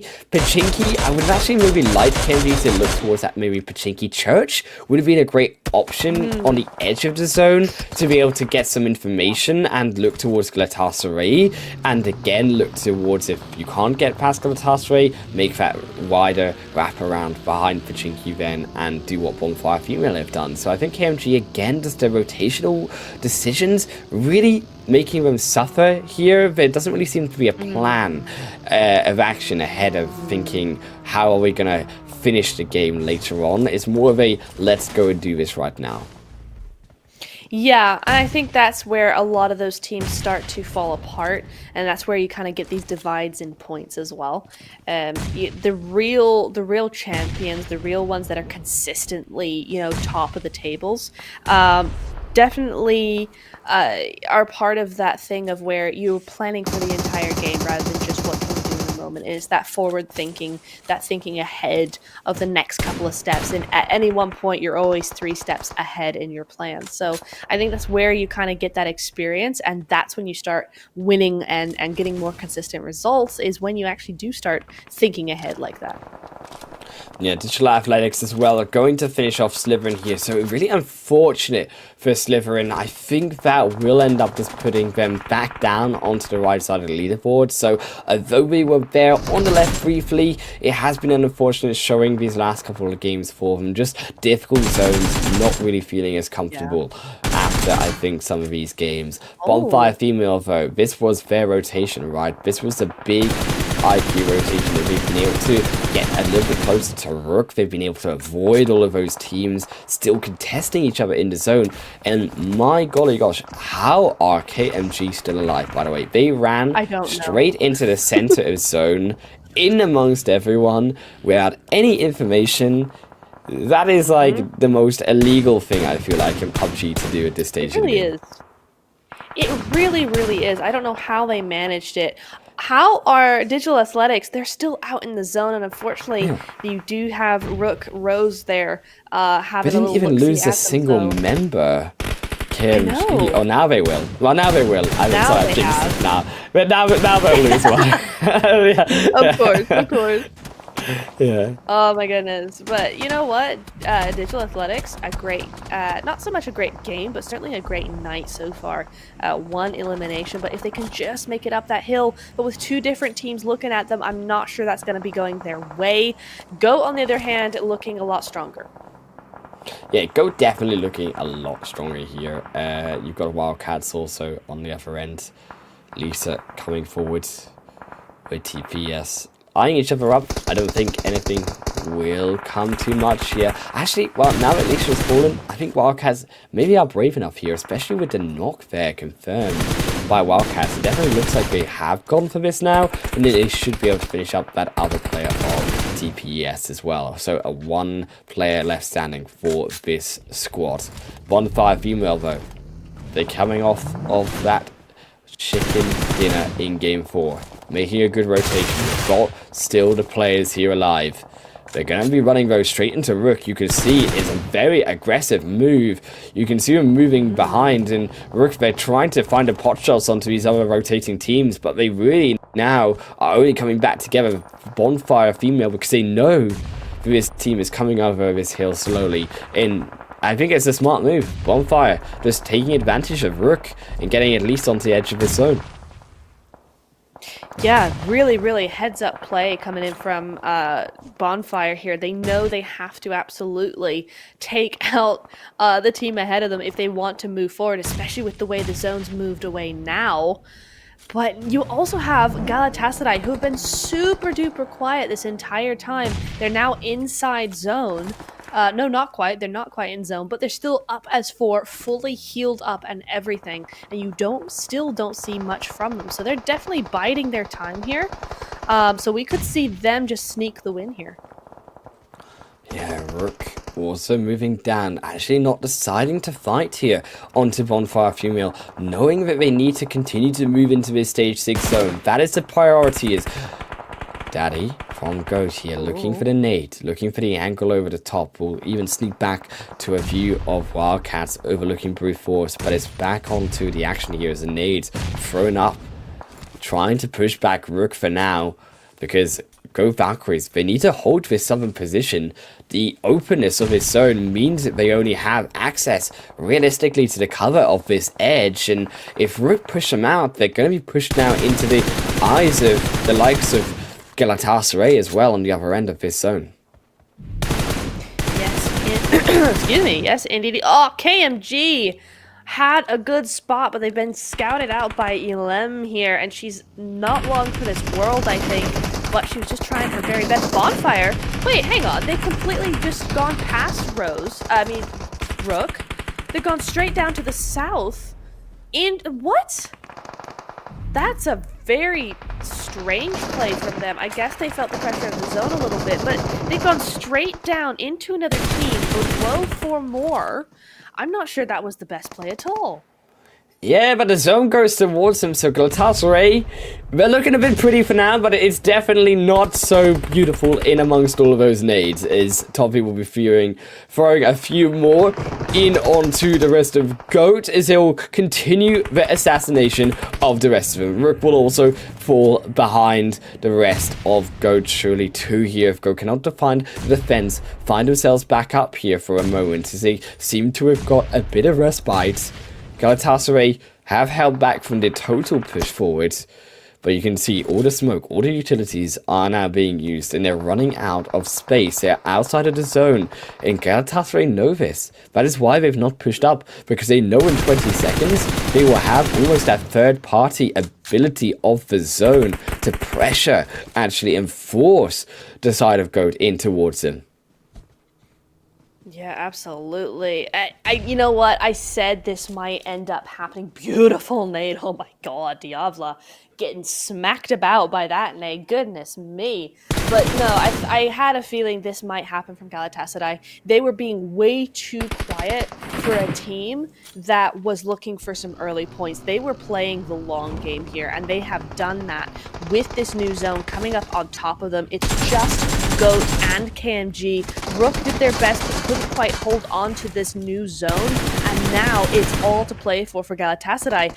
Full squad nearly. Up they go. Goat down to a solo. KMG down to a solo. Now it's just O'Daddy left, but she is super low. But can she maybe get a little bit of an advantage here? No. This team is way too on the ball. Goat get yeeted back to the zone, and Galatasaray are our champions for the final match phase number 1.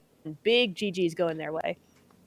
Yeah, Galatasaray, I think it was a long time coming here. They had these second place finishes twice in the 4th and 5th game yesterday, 2 days ago, should I say, in the first day of Group A. And now on the final game of Group A, they are able to get that win. I think Galatasaray really crucial as well in terms of getting their top spot. We said they were contesting there over Digital Athletics, and they'll definitely surely secure them that top. Yeah, absolutely. That was a really, really brilliant game from them. Not sure how many points that actually got them, but I'm sure it's quite a few. So, really looking forward to seeing how those actual points ended up filtering out amongst the teams because I mean, apart from Rook coming in there with guns blazing again, super consistent night from them, I think a lot of the teams that are in the top five just barely inch their way into some good points this game. So, I'll be curious to see if that's been enough or if somebody's come in and stolen something. Yeah, and yeah, it's definitely around the phase three, phase two mark. I'm really 21. curious, of course, yeah, I'm really curious about if they can manage some of these teams. Was it enough for some of these teams, especially KMG, right, who were able to last so long into Mhm. that game? But I think, I don't know how they managed it, but they survived, they lasted, and that's the sort of Yeah. position and that sort of ability that you need to be able to get yourself into what could be maybe a phase three position. Yeah, absolutely. But with Carly here coming in with the 370 meters elim distance, so about roundabout what we've been seeing from the last few days, so or last few matches rather. So very nice indeed. So we're going to be going over to those match rankings right now and heading over and seeing just how many points these teams got, Wolf. Yeah, these match rankings here with Goat again in that second position. Also, Brute Force at Astra getting themselves solidly still in that top 8, surely with the 11 points they've been getting. But Goat really have been on a climb today. You also have to look back, as we Mm-hmm. said, KMG, but also Bonfire Female also getting those 7 points. They needed those extra points to just keep a solid position, I think, into those top 8 spots. Is we unfortunately, yeah, there's been a few teams down at the bottom today. I think definitely has been a struggle for some of those on the others. It has indeed, but look, it is gonna be O'Daddy from Goat getting those 8 eliminations, and ding, ding! It is the bell of 1,000 damage, 1,007, which is incredible Mm-hmm. for 8 eliminations. That's a big, big result coming in here. I would not be surprised, Wolf, if Goat actually have snuck into that top four. Yeah. You see, I think Daddy here, maybe as you say, getting into the top four. I don't know if it's possible. We have to really look at how Denise Bank Wildcats did as the other option for them. However, I think they definitely, there's no doubt it, will be at least, as we said, in that phase three spot. Mhm. Definitely Toffee, no surprise that they are there as well. But as we move on to our overall standings, you can see Galatasaray not only take the top spot, but also with 100 points by the end of the first Group A series, as we will also see Go Valkyries there in that sixth position.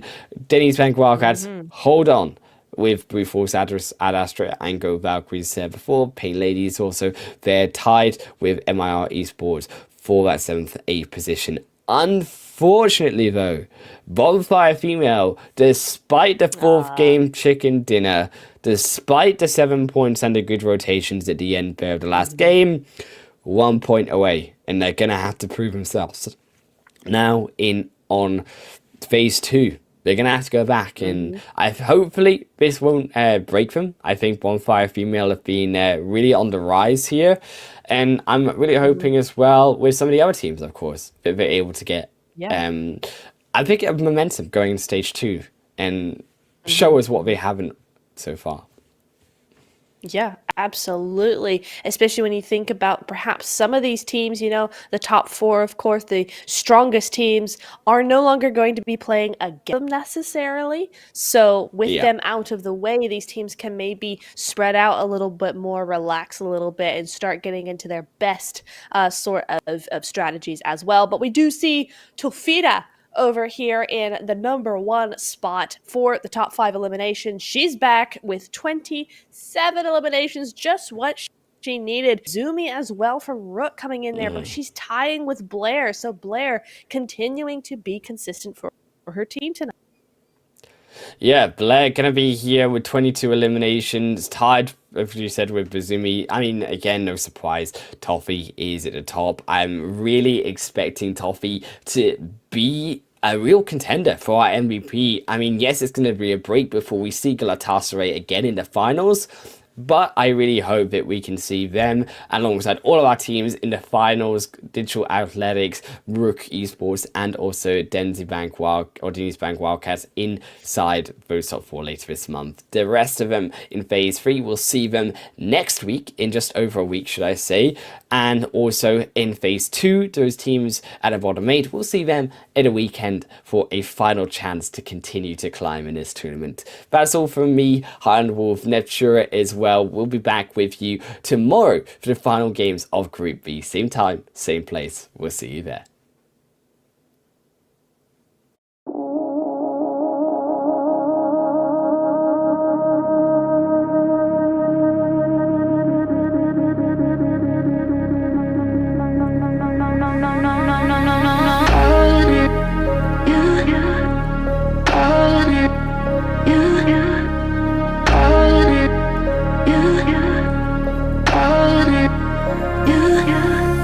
Holding on to